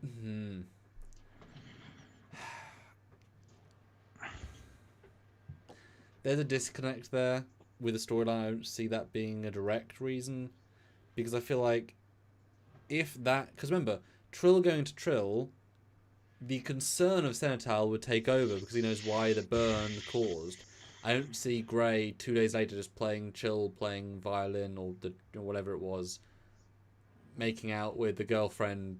You know what I mean? Like, that's not really the tension built. Like, that's not at all been set up. Unless I know, but I just that all kind of came to me. Well, yeah. Unless it's in the memories, like I said before, seeing the thing, I recognize that from my time. Maybe the obelisk ship is from Senate's, when Senate was an ensign, and then you can always have a flashback to Senatal, or maybe this is a Senatal memory, one of his missions on board the planet, and for some reason, and Burnham's playing Senatal, who's in a red uniform, and the other guy's playing the Bajoran friend that was there. Because I don't find it too radical to see them taking over the bodies of other people in the context of memories to experience it, because I know it's not the same thing, but has a similar vibe. Jadzia was able to put personality engrams into other people, which is pretty bloody magic. So I have nothing against saying kind of the reverses could be true, that in your internal memory structure you could give people the first person perspective of certain characters, even if obviously the Bajoran guy, you're not actually gaining the Bajoran guy's memories. You're just putting him as the character inside the fiction because obviously you haven't got the memories of the Bajoran. You've only got memories of the Trill. But unless obviously Burnham gets on the ship, gets attacked by something, falls unconscious, wakes up, and now this is happening. Because that can be kind of fun. And that's not. I mean, it is Colbert actor. Yeah. But whatever. What like this? What if whatever's in this planet, obelisk, spore ship, whatever, it takes the physical imprint of whoever's gone to it, and so she's facing Colbert in some way. It's not actually Colbert, but it's like a version of him. Oh, I don't know. Joseph Barbado says, why does Colbert look like a mere trip in this screenshot with skin damage? Because it's radiation damage. They had radiation things on their arms and said, keep a lookout for the radiation. Which is reasonably well set up. Like they he showed looks, it. And he's a Bajoran because he's got the nose wrinkles. It's fucking annoying. Olivia Julius, $2. Hashtag justice for Lorca. No. He got what was coming to him. No, he didn't. He was a good guy. And what about poor Prime Lorca? Fuck you, Samuel. You never liked Lorca from the beginning. I did. Even though he was the Mirror Universe Lorca, no one knew that. I told you right from the first episode, he's a terrible Starfleet captain. He's an awesome Starfleet captain. For a wartime captain. Nope, I disagree. He disagrees too. Because he's not a Starfleet captain. He's a Mirror Universe captain. That's why it makes sense. But he was a good wartime Starfleet captain, I think. But anyway, who cares? But that's not what I said. I said Starfleet captain. I don't care. We had this argument. We had this debate. I know. He's a good captain for Starfleet. For what they needed at the time. Evil people are good at making evil decisions for the greater good. Or evil Hashtag Lorca was awesome. Hashtag Mirror or Prime. Hashtag shut up, Samuel. Hashtag that Gorn. I love you. Love you too. Hashtag the Gorn should have had a Lorca skirt on his ship. Maybe he did. You don't know. No, as in he killed Lorca, not Lorca killed him. Like I know, but maybe he did. You don't know. Another dimension somewhere. Another timeline. What's your problem, man? Stop being argumentative. I'm not. We're having a chat. No, you're not. You're like arguing with me.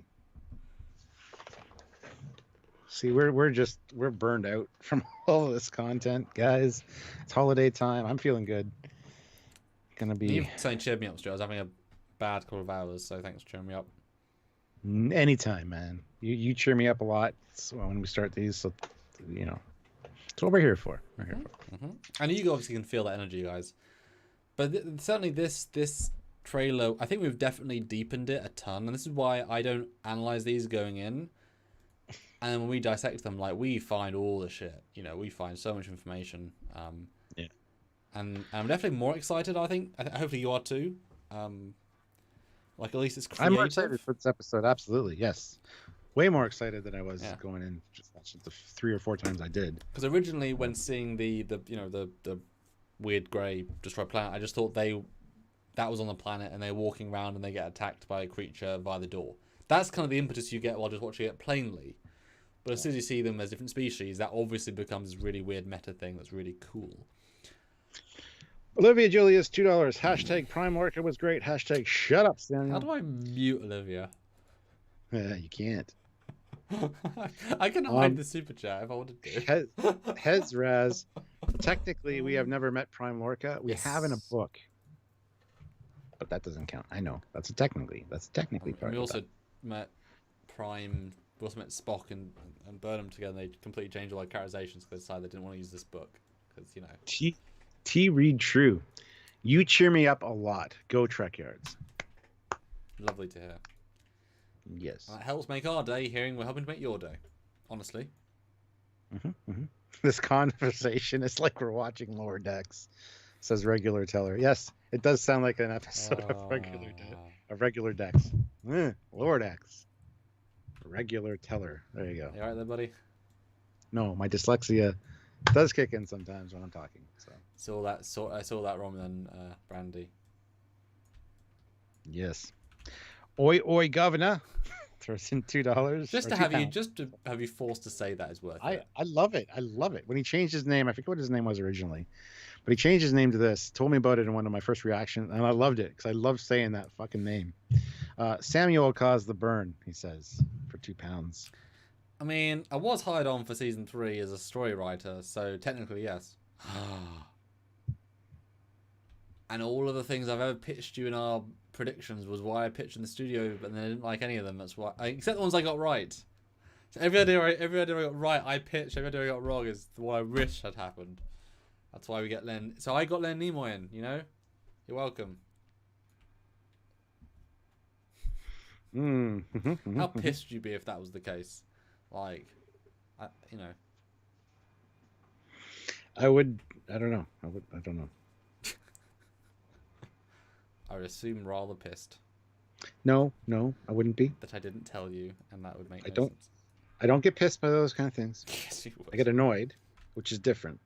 Pissed is a totally different category. Oh. You don't want to see me pissed. You don't want to see me pissed. You're the drunk kind. No, we've seen you pissed. We've seen you pissed.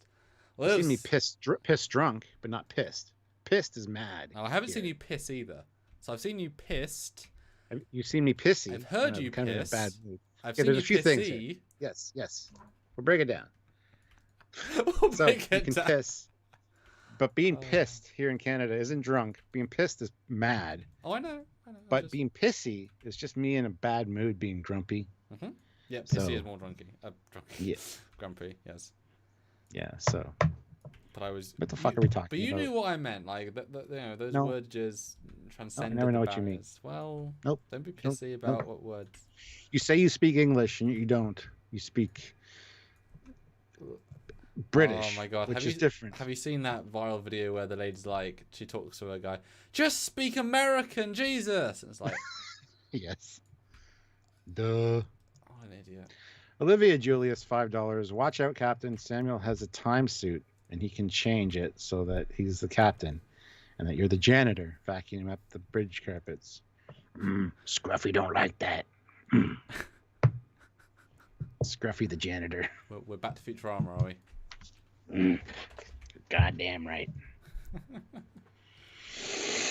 Anyway, guys, Olivia Julius has the last super chat slot now, apparently. Sylvia's upstairs making bread because we're having fresh break bread. She does a fantastic job. She's gonna have fresh baked bread for tomorrow. What sort of bread? I'm frozen. No, I'm not. There I am. What sort of bread? So yeah, we're having just white bread. Nice. Nothing fancy, but it's white bread. It's so good because it's homemade, and oh my god. Have you had it like right out of the just slightly cooled right from the thing, so it's like yes, yes. Well, guys, briefly, when she pulls it out of the oven and it's warm, she she brushes liquid butter on it to give it that nice coating. Oh my god, it's so good. Anyway, so we're gonna have that for Christmas Eve and Christmas Day because she's making a few loaves. But briefly, guys, 20 more likes, and I'd like to see $52 more. It's a highish number, but this is our last live before Christmas. So if we can end on a bang, that'd be great. That would get us a really nice number, a really good number, and 20 more likes. That'd be great. Well, 18 more likes now. Oh yeah, there you go. 18 likes. Let's get to 200, guys. That's the goal. If we get some more super chats, would be awesome. But I know it's hard on people this time of year because everybody's already spent all their money, and so. But if you're able to shoot a super chat or two and get this last super chat slot, by all means, consider doing so. We'd really appreciate that. And in fact, this is our last live before Christmas. What are your guys' Christmas plans? Actually, if you want to super chat us, letting us know what you think your plans are. I might be doing a live reaction tomorrow night sometime. I don't know. First reaction live. I don't know. If not, it'll be sometime on the weekend probably. And then we're doing our full review and breakdown of this episode on Monday. Yes. So tune in for that. Probably at 4 p.m. Eastern Standard Time on Monday. Olivia Julius, $5. Please remember, the pug is not a loaf of bread, no matter how weird the lays or how weird she lays. Hashtag Puggy isn't bread. Yeah, pugs can look like loaves of bread. There's that video. There's that movie. It's a new movie. I forget the name of it. It's an animated one, like Pixar kind of style. But it's got a pug in it, and the aliens show up, and they're like, "What is this thing?" It's like, dog, pig, no, loaf of bread, because pugs are.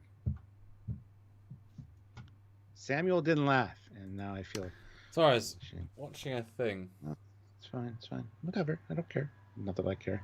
Oh. Oi, oi, governor throws in £2. I swear we have been here before. Spooky music. Yes. Yes, you have. Is that reference something? The last super chat slot. Oh, yes. Yes, we play this battle often. And Techno is working on a feature film. Nice. Yeah, my hope is to actually is to make my, and I don't know if I'm actually announced this yet, but my hope, and guys, thank you for the super chats. We're getting close to our 50 goal. Hold on, before you say your hope, Okay. I just want to address Anne Marie, who sent a head over to my virtual TrekCon content, 12 days of content, and she's put in a link, but you guys can't do links. I can't even approve it. So what I'm going to do is I'm going to copy it. Yeah. I'm going to copy it and paste it for you, everyone, so they can go over and check out Anne Marie's content. There you go. There's the link, because you guys can't post links. Only moderators and can. Offer. And then Irene said, TrekCon, always good stuff. They've done some great panels, for sure. Anyway, what were you going to say? Yeah, but my big... I was going to cut you off. No, it's fine, it's fine. Yeah, I also Didn't noticed that as well. But my big, I guess, if it's an announcement, the thing I'm working on over Christmas or between the Christmas and New Year's break is I'm going to be attempting to spend time making a temporal anomaly behind the scenes package. So my big aim, I don't know if you guys... Can I be in it? Yes? I helped you with it, but not really. But not at all. I talked about it a few times, and I said, "Hey, go check out Temporal you're right. Anomaly." I should play that clip. I should play it all of, "Hey guys, see my friend Samuel Cockings from the UK. His new trailer is out now. Here is it on my screen." Wasn't that Samuel Cockings from the UK? Yes, great. Thanks. Samuel Cockings from the UK. From the UK, United Kingdom. For all you people that don't habla comprende. What? I'm Captain Phone. I'm working on a 350 build enterprise that'll be finished any month now. Is that the refit one? Yeah. It's still not finished. No. It's in parts. It's been in parts for 6 years now. I know. The final assembly is the hardest part, and the painting and the lighting. So there's fuck you. I got the main assemblies done. You know what, Stuart? 10th anniversary of Trekyards. Finish it. That gives me 4 years. Yes. I don't think that's enough time. No. Come on, Stuart. 10-year anniversary. This feels like a live hangout at Drunkyards right now. Anyway, Metallica fan 1442, £2. Merry Christmas to everyone, and to all a good night. Almost. Christopher Beatty, $5. Have a very Merry Christmas. Now let's warp out of this 2020 thing. Yes, we got a vaccine now. It's coming along. Just be patient. 5-6 more months. Hopefully we'll be back to normal. Olivia Julius, $1. She's got sniping for the last super chat slot, Olivia. Damn you. Shake your fist. Justice for Sahil. Yes, I don't know why. But we're still $31 away, so a few would be cool. And guys, do put down your what you want to do. I didn't see anyone put their plans. I'd love to know your plans. But those of you that don't know, I did if you've seen the Star Trek Renegades pilot / movie, I was I volunteered, I was brought on, whichever way, near the end to do the behind the scenes for it, and I actually pitched them how much I want to do for that. So I made a 50-minute documentary, visual effects documentary for it, which I had Tim Russ introduce, which was pretty cool. And I interviewed 12 of the casting crew, or 12 of the crew, and I gave them a lot of good credit, and I was able to create that full document with Rick and John, and that was great. And Tim Russ. Yes, Tim Russ, that was cool. It was until... I like Tim Russ. It annoyed me. He recorded it, and I was like, and he was done to turn off the camera.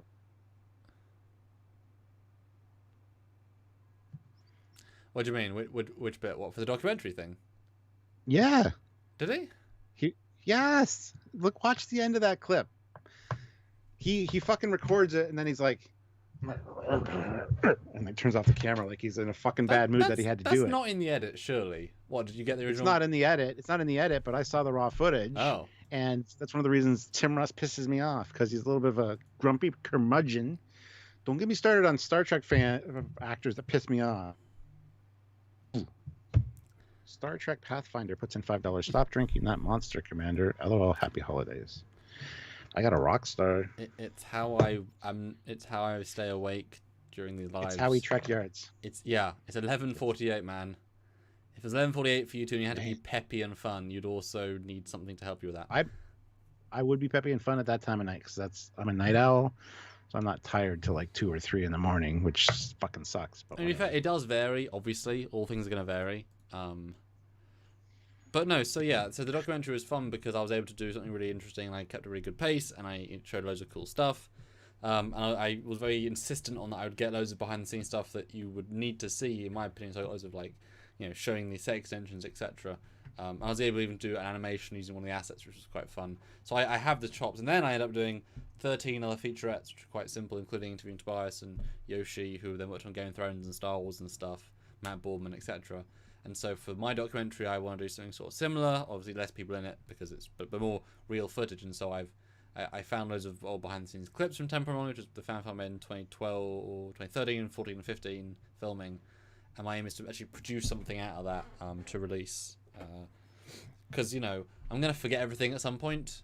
So if I can actually have it as a watchable video, then me in the future can just watch it and enjoy, which would be nice because it was such a big part. Stop of my talking life. about yourself. We're done. Okay. Area 51, Michelle Forbes, and go. Who the hell was Michelle Forbes? Ensign Rowe. Oh, fuck. Rock South Star. Tim Russ is a real life Vulcan. No, wouldn't say that. He's that's not the one I wanted to read. Where is it? read the right one then. Jeez. Timothy Moore. Fuck. You know what, Samuel? I've had about enough of you for this year. You were bitching. Timothy Moore. I threw you under the... You guys are a lot alike, Captain. And who is that? Who am I a lot alike? You fucking comparing me to Tim Russ? No, you and me. No, we're not alike at all. What the fuck? He disagrees What's wrong with with you you people? extremely. Are you blind? I think Stuart's gone crazy. I think he's... Olivia Julius, $5. As Gosh. the Discovery turns, so does the drama at Trekyards. That's funny. You make me laugh quite often, Olivia. That's a good one. Ha. Ha ha ha. Laughing out loud. Ha. Ooh. Green Monster is addictive. Channeling. Russ sounds sick of fandom. Ooh, yes. No, I wouldn't say that. Yeah, I've met him a few times, and he's kind of an asshole. No, he's an asshole, but he's not sick of fandom. Even that fucking... Even the interview you did with him that we have on Trekyards channel. Look up Trekyards Tim Russ. So, I have Voyager here. This is Samuel talking to Tim Russ. What do you think of the design? Yeah, it's all right, I guess. So, where do you think your quarters on this ship were? Yeah, in there somewhere. You mean the whole fucking saucer? All right, cool. Good job, bud. To be fair, it was the end of the day. He was tired. He had stuff to do. I get it. I mean, to be fair, he flew 14 hours or 16 hours to do a 2-day weekend where he's talking to people all day, gets to sleep late, wakes up early, does it all again. Mm-hmm. That sucks. And then some little shit has asked him a stupid question that he doesn't care about at like 3 p.m, which he's had no time to prep for. He doesn't even know who the hell I am. Doesn't know what channel I represent, but he's being expected to act. Does a good job considering how tired he is.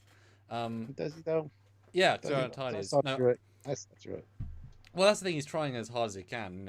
He was tired. He was the most tired of all them. Whereas the Borg lady, she was elegant as all hell. She was really good at that. Whereas when we went to the one in Denver, suddenly the actors were really peppy because they just flew an hour or two. The difference in pep level. Same in Vegas. Like they're all awake and alive. Yeah, but still, you got a camera in your face, dude. Fucking put on a show. Julius Hibbard says, "Hey, I want to do a super chat. How do I pay for this?" There's a little $ thing. You hit that, and then you probably have to put in your credit card information. I don't remember. That's how you do it, though. Or you can link it to your PayPal. No, you can't. No, I don't know. I don't know. Hit that $. It'll tell you. Whew. So I want to see one more super chat and 4 more likes, and then we can call this pre-Christmas live a wrap. Before you go talk to Anthony Rapp. We hit over 200 likes. Yes, hashtag Justice for Sahil over on Twitter, guys. And tag at Trekyards, at Captain Foley, at Trekyards Sam, and at Albino Kid. Do it. I'm challenging all 200 of you to do that. I want to see 200 fucking notifications Oh. on my Twitter. Why am I swearing? I don't know. I'm sorry, guys. Well, Julia says, damn it, it's a credit card, but Christopher says, there's linked to PayPal, which is interesting. Didn't know that. Didn't think of that. Well, that's really useful. I think that's probably new. Probably new, because I know at one point it didn't. Yeah. I was about to try and super chat on our account, but it'd be on the Trekyards account, which would not be. And Julius Hibbert says, damn, it only works with credit cards. Sorry, man. That's okay. At least you don't need to super chat. We really appreciate you wanting to. So, Merry Christmas to you. Olivia Julius throws in $5. Good news. You guys have landed more shots on each other than stormtroopers could have. Whoa. See, that's funny, too. That's good. Also, they've updated how they do the super chat thing. I don't know if you've gone it recently, but there's now a slider which shows you the color difference and it shows how long it stays. That's really cool. So if you give $500, which is obviously insane, you get it up to 5 hours. I don't want to press buy and send though, because it might be linked to my credit card, but that's cool. Joseph Barbado makes a good point. I mean, you can always send a PayPal contribution to trekyards@hotmail.com. You can PayPal. Just let us know your PayPal, then we will check the email and we will read your comment or question via the email. So that's another way to do it. But Julia says, have we seen the last episode of Expanse? Holy shit, was awesome. No, we haven't, and no, we don't intend to, at least until it's done, and then we'll probably maybe even do a review series of it. Although obviously expectations are pretty high. For the Expanse? Yes. Everybody keeps fucking. Somebody asked me that today. What on Twitter? Trekyards, you've done other ships and other shows. Why have we seen no Expanse stuff? And I responded saying, because neither one of us has seen it, and we want to do it justice. So in the meantime, I'm pretty sure there's other places on YouTube that have been covering it, but we will get to it. And he says, thank you very much for your time and consideration and wanting to do it justice. Yeah. And I mean, this is last season, this next one, so it'll end and then we can look at it properly. And it might be amazing, you know? But we've got all the stuff. But I mean, we had to basically get off from ships of like older franchises, so. Yeah, we will get to it at some point. Don't worry. Oh yeah, and yeah, I've got the 3D model because someone paid for it to, I had to get it. It's there. As in I've got a 3D model. And Ryan Dennings, the designer of the Rochanet, what's it called? Rociante. So, and I have his email, and I really like the guy. So, we'll absolutely have, I can guarantee pretty much that we will get the design of the Rociante on Trekyards as well. We want Trekyards, but.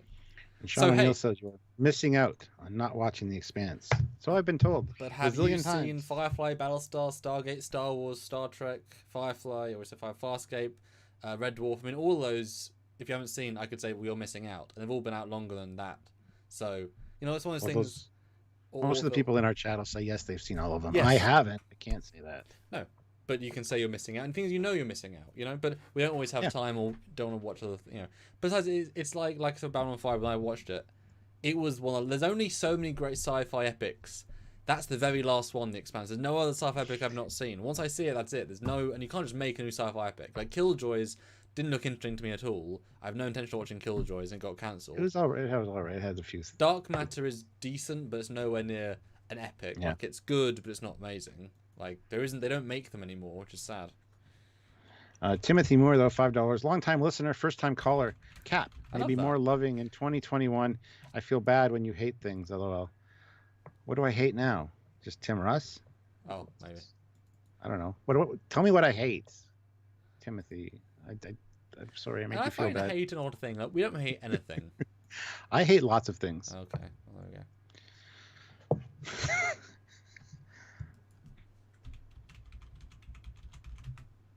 Hatred, but yeah, there's a few things I hate, a few people I hate, but none of you guys, and not you, Samuel, not today anyway. Olivia Julius, $1. He was waiting for the sting. I'm sorry, I can't give him a compliment without it being backhanded. Raymond Borg throws in $31 Australian, so thank you so much, my friend. Wow. You are the Borg. Resistance is futile. We will accept that super chat. Have a Merry Christmas with a nice Christmas tree. So thank you. Merry Christmas. And obviously, if you don't believe in Christmas, you don't celebrate Christmas. Happy anything you want to have or not have.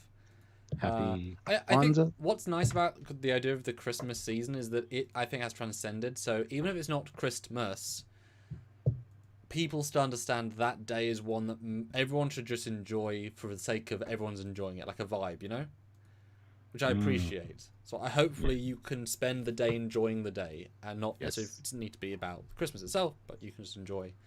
And Sorry. I didn't mean to cut you off there. No, I was done. That's fine. Early Christmas present for me tomorrow, if you give a shit. I got a review of the Orville shuttle from Eagle Moss, which I completely forgot that I had to do, and literally ended it, uploading it just seconds before I talked to Samuel for this live. So, Olivia Julius, $1. Thank you very much, Olivia. Sean O'Neill says, you are correct about it being the last epic. Yep. I wish I could forget The Expanse and be able to start it over. Yeah, see, you can only watch something once for the first time. There's a lot of things I wish I could forget and then go back and watch them for the first time to get that feeling. Last episode of The Mandalorian Season 2 would be one of those things. Because that feeling was intense and that was awesome, especially R2-D2. But anyway. Like I've said before, that glass table just broke. Right, it was right in front of you on your lap. It just shattered and glass flew everywhere. But you know what? Sylvia, even with glass in her face, understood and accepted what happened. And she sucked the blood off. Star Trek Pathfinder. Oh, it was. It was red. It was pink in the end. But you had to go there. Why did you do that? Why did you go there? I was making a... No. You were making an erection joke. Weird. You were making an erection joke. Yes, I was. Star Trek Pathfinder, $5. Give my first officer, Sophia Cast, a sufficient reason to watch Discovery. Just wanted to call her out on your last 2020 live chat. Well, Sophia Cast, a sufficient reason to watch Discovery. If you're a fan of curly redheads, Tilly's a great reason to watch. Other than that, season 3 has been all right. Colbert is good. Dr. Colbert. Stamets, nobody likes Stamets. I like Stamets. Samuel doesn't like Stamets. Or Anthony Rapp. Why is there always a bus with you? Because I'm a bus driver. Yeah. Well added to for the joke. That was a good play. Well done. That was nice.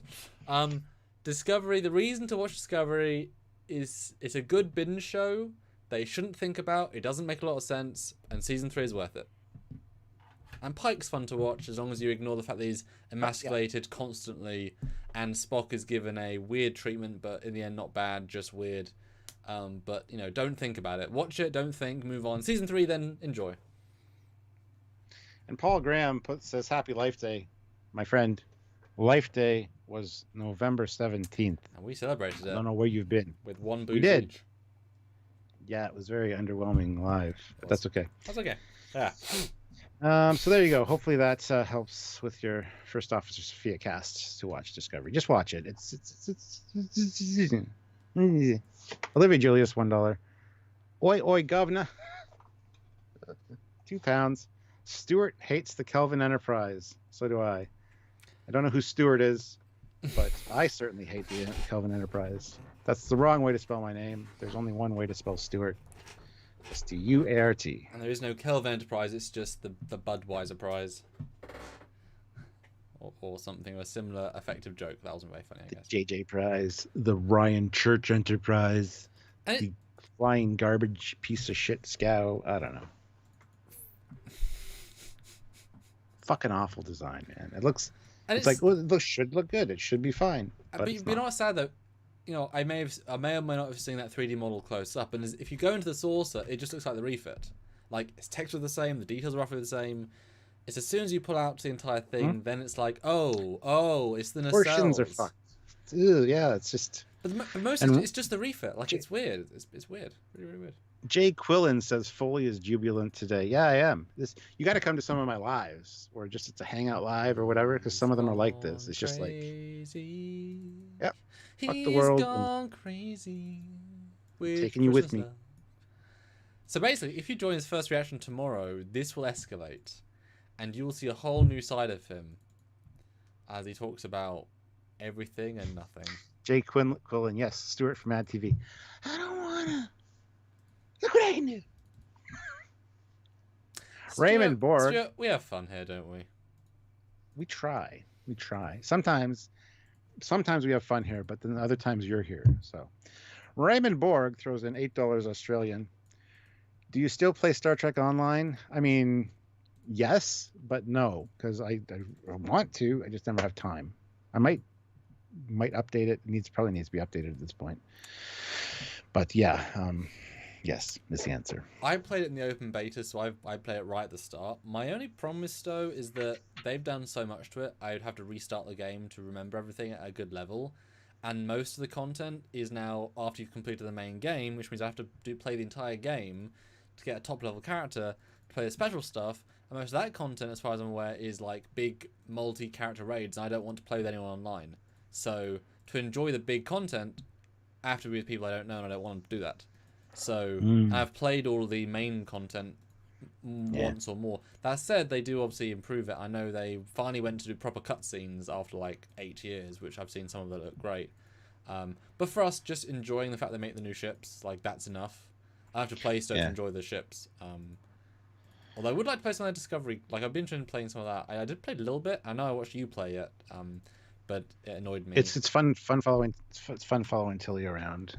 I know that. Yeah.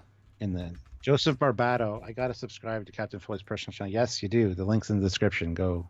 Gavin Vale Smith. I saw a preview of the Discovery season 3 toy yesterday. They have the detached nacelles by using clear plastic. Looks good. How did you see this? Send us the toy. Are you talking Eagle Moss, or is there actually doing a toy? Because they've done toy versions of like the JJ Prize and stuff. Please clarify, because that's pretty. Send us the link. Send it to Trekyards@hotmail.com so we can both see it. Oh, okay. I will get up the email. Because I mean, we said that before. It's easy. Just do it with plastic. It's not a hard thing to do. But things that I feel like that model would be the only get that the XL, that Discovery. Oh, like I know the nacelle will be too long, but I think like this nice little details would be appreciated. Olivia Julius, $5 5 years ago. Samuel, let's do Trekyards now. Shut up, Samuel. I hate terminus. That was 6 years ago. Gavin, I work for a marketing company. Oh, so you have pre-release material from Eagle Moss, eh? Or is That's cool. That's cool. Moss. So you could be somebody that'd be helpful to us. So email us at trekyards@hotmail.com and we'll talk. And no one needs to know that it's you. Exactly. Now, well, good thing you didn't use your real name, Gavin Vale Smith. Now, is that when is that going to be announced? Then do you know? Well, even just in the sense of, is it going to be months away or weeks away? Because maybe they might like announce it at the end of the season. Because they'll have had the models. Yeah, that would be nice. Like, you know, coming out in August or something. Although I can imagine, you know, distribution and like I know they because I used to you know, obviously I've got Eagle Moss for years and years and years now, but they've, you know, I'm getting a lot less packaging because I know they have, you know, they've slowed to like one special every 2 months, etc. So it's quite a lot of, you know, where's my Eagle Moss? Oh, because, you know. Is he still talking, guys? I was vamping while I was waiting for an email that didn't arrive. Oh. Who's more interesting to listen to? I watched your review of the Orville. The 4K looks great. Yes. Who's got the last super chat? Olivia Julius has the last super chat. Yes. 4K looks great. Good. What about the person in the 4K? Let me put it this way. The review was very British. Very to the point and uninteresting. Just kidding. Oh no, it was good. It was good. The comments say it all. People are like, we want more Captain Cock. They want some Captain Cockings, which we'll never get. But they want more Commander Cockings. So there you go. You can. You don't have time to do it though. The Commander's Corner. You did some, like, you know. I did a couple. I've done a couple I've enjoyed, but it's not as fun without you. So. Aw, thank you. I appreciate that. Yeah. Are you conjuring forever, me? That's what it looked like. Yeah. Wakanda forever and long live Wakanda. The mirror version. Did you watch it on the big screen on your main TV? No, I watched it on my big 27-inch 4K monitor down here. So you didn't get to see me big, but you got to see me in actual 4K. So. I might watch it later. Who knows? But your TV's not 4K though, is it? No, it's not, unfortunately. Yeah, it's just huge. Olivia Julius, yes, it is. It's very huge. Olivia Julius, $5. Who's more interesting to listen to? Samuel? Gotta love the British accent. See, she likes you better. I mean, I did make her ship go visually. I mean, I'm always gonna special. But I wrote that shit. Oh, you wrote did that script. Oh yeah. So, you know. We have two halves of that coin. You made it a real thing. I made it a visual thing. Yeah. And I still want. See, I'm still annoyed. Team. Yeah. I'm still annoyed we didn't do more of the Amazon jokes because I just thought they were so funny, but no one ended up. I forgot to write them in. I didn't care. I'm just kidding. I just forgot. Yes, I know. I know I mentioned it, but I should have mentioned it more. Versace, do you think the last episode was a final send-off for Giorgio on Discovery? Is there no way she could show up again?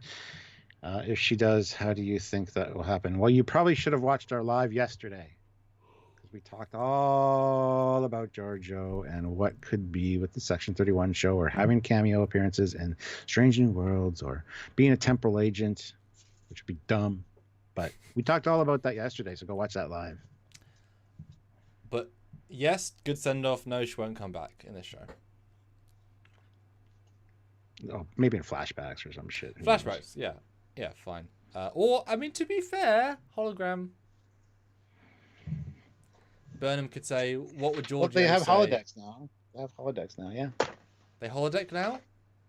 They do. Well, according to the Star Trek logs, they do. They have holodecks. And guys, we somehow kept going up. We're only $20 away from a brilliant round number. So, Well, that's that why we've been talking? Not specifically, but I forgot all about that, actually. But we got real close. We're only $20 away.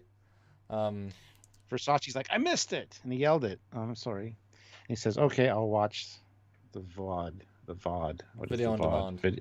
Video on demand. Ooh, that's fancy. And Neo Mix is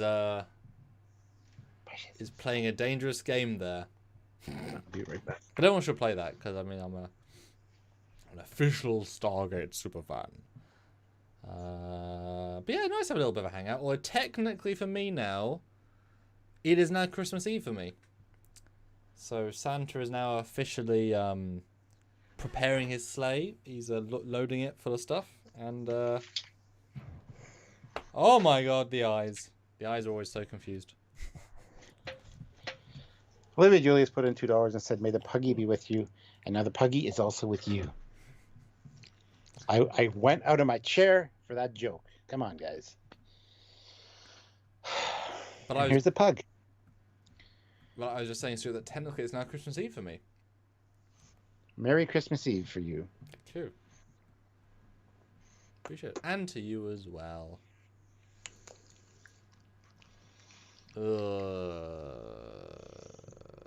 Gross.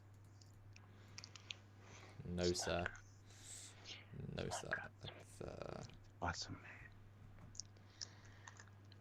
Sylvie does that to me, too. Oh.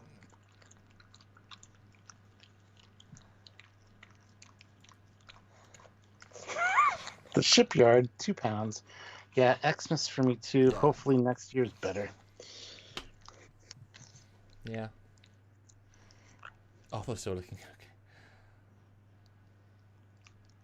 Yeah, but still, I think we've done well. Yeah. Any super chats for the pug? Everybody super chats when the pug comes on. Oh, sorry, Techno. The shipyard has the last super chat slot, which is great. It's actually apropos. Yeah. Because the shipyard, Trekyards, this is what we do. Ships. Well, we used to do ships. We used to only do ships, and then we had to branch out. But we still do ships. There'll be more ships coming in the new year. I mean, to be fair, when you start breaking down how many ships actually done this year, like this last week, we did the Taipei Section 31 shuttle.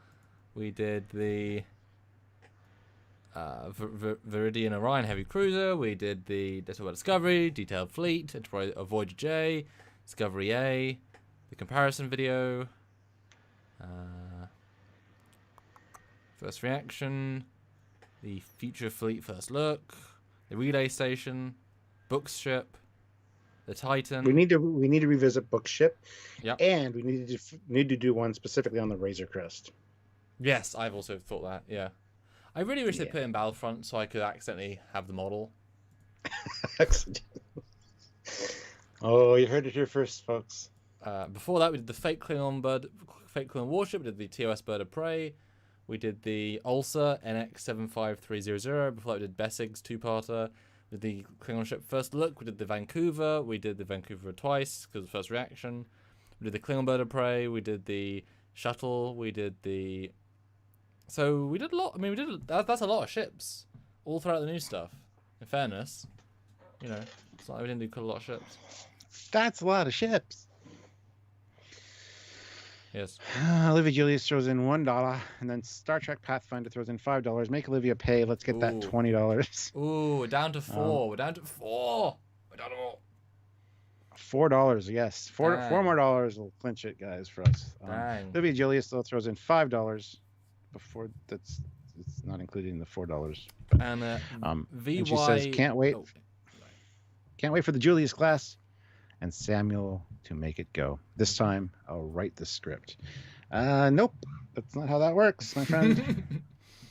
You can write a script. I will enhance the script. So, go ahead, write the script. Go ahead. Write detailed notes, and Stuart will script it. That's what he's there for. Use his abilities. Notice how he didn't say that's what he's good at. That's what he's there for. I saw the brain working, going, I can't compliment this man. And Olivia Julius throws in $5 with no comment to get to our goals. Thank you, Olivia. And VYR source, yes, that's actually in my folder. I've started building a 2021 folder of things. His Versace is how he pronounces it, even though he spells it wrong. Shut up.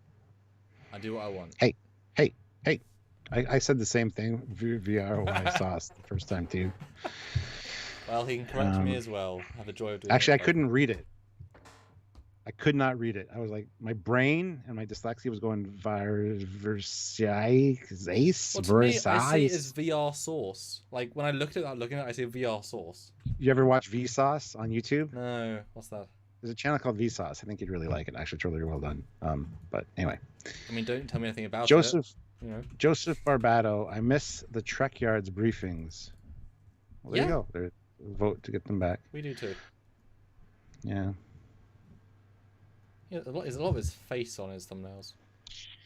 Oh, he says it's a play on vowels. Gotcha. You hurt my brain, though, the first time I saw your name. But look, now I just call you Versace. So. Guys, let's, as a very last thing, put Merry Christmas in the chat. Let's end on a Merry Christmas for everybody. It's our last live until Christmas. So Merry Christmas. Flood the chat right now. Say it more than once if you want. Merry Christmas. Please. Say Merry Christmas, not Happy Christmas, because Happy Christmas is wrong. Oi, oi, Governor puts in £2. I can send in £2. Merry. $1 with no comment, but she got the last super chat slot, so there you go. But I want to see a spam of I'm Merry just kidding. Christmas. Happy please. Christmas is fine. But yeah, Happy Christmas sounds wrong. Just a nice vibe of celebration. I want to see the chat blow up right now. Celebrate good times. Come on. Celebrate. Is Santa there yet, Samuel? Oh. Christmas Eve. Oh, wait, it's not Christmas Eve night yet, so. And this video was set to release early. Oops. We just released tomorrow's video today already, which is wrong. After. I didn't do that. No. No, I didn't. Why? You did. You fucked that up. Yeah, it's published. Yeah, okay, it was published today, just at the wrong time. Let's undo that. That's weird.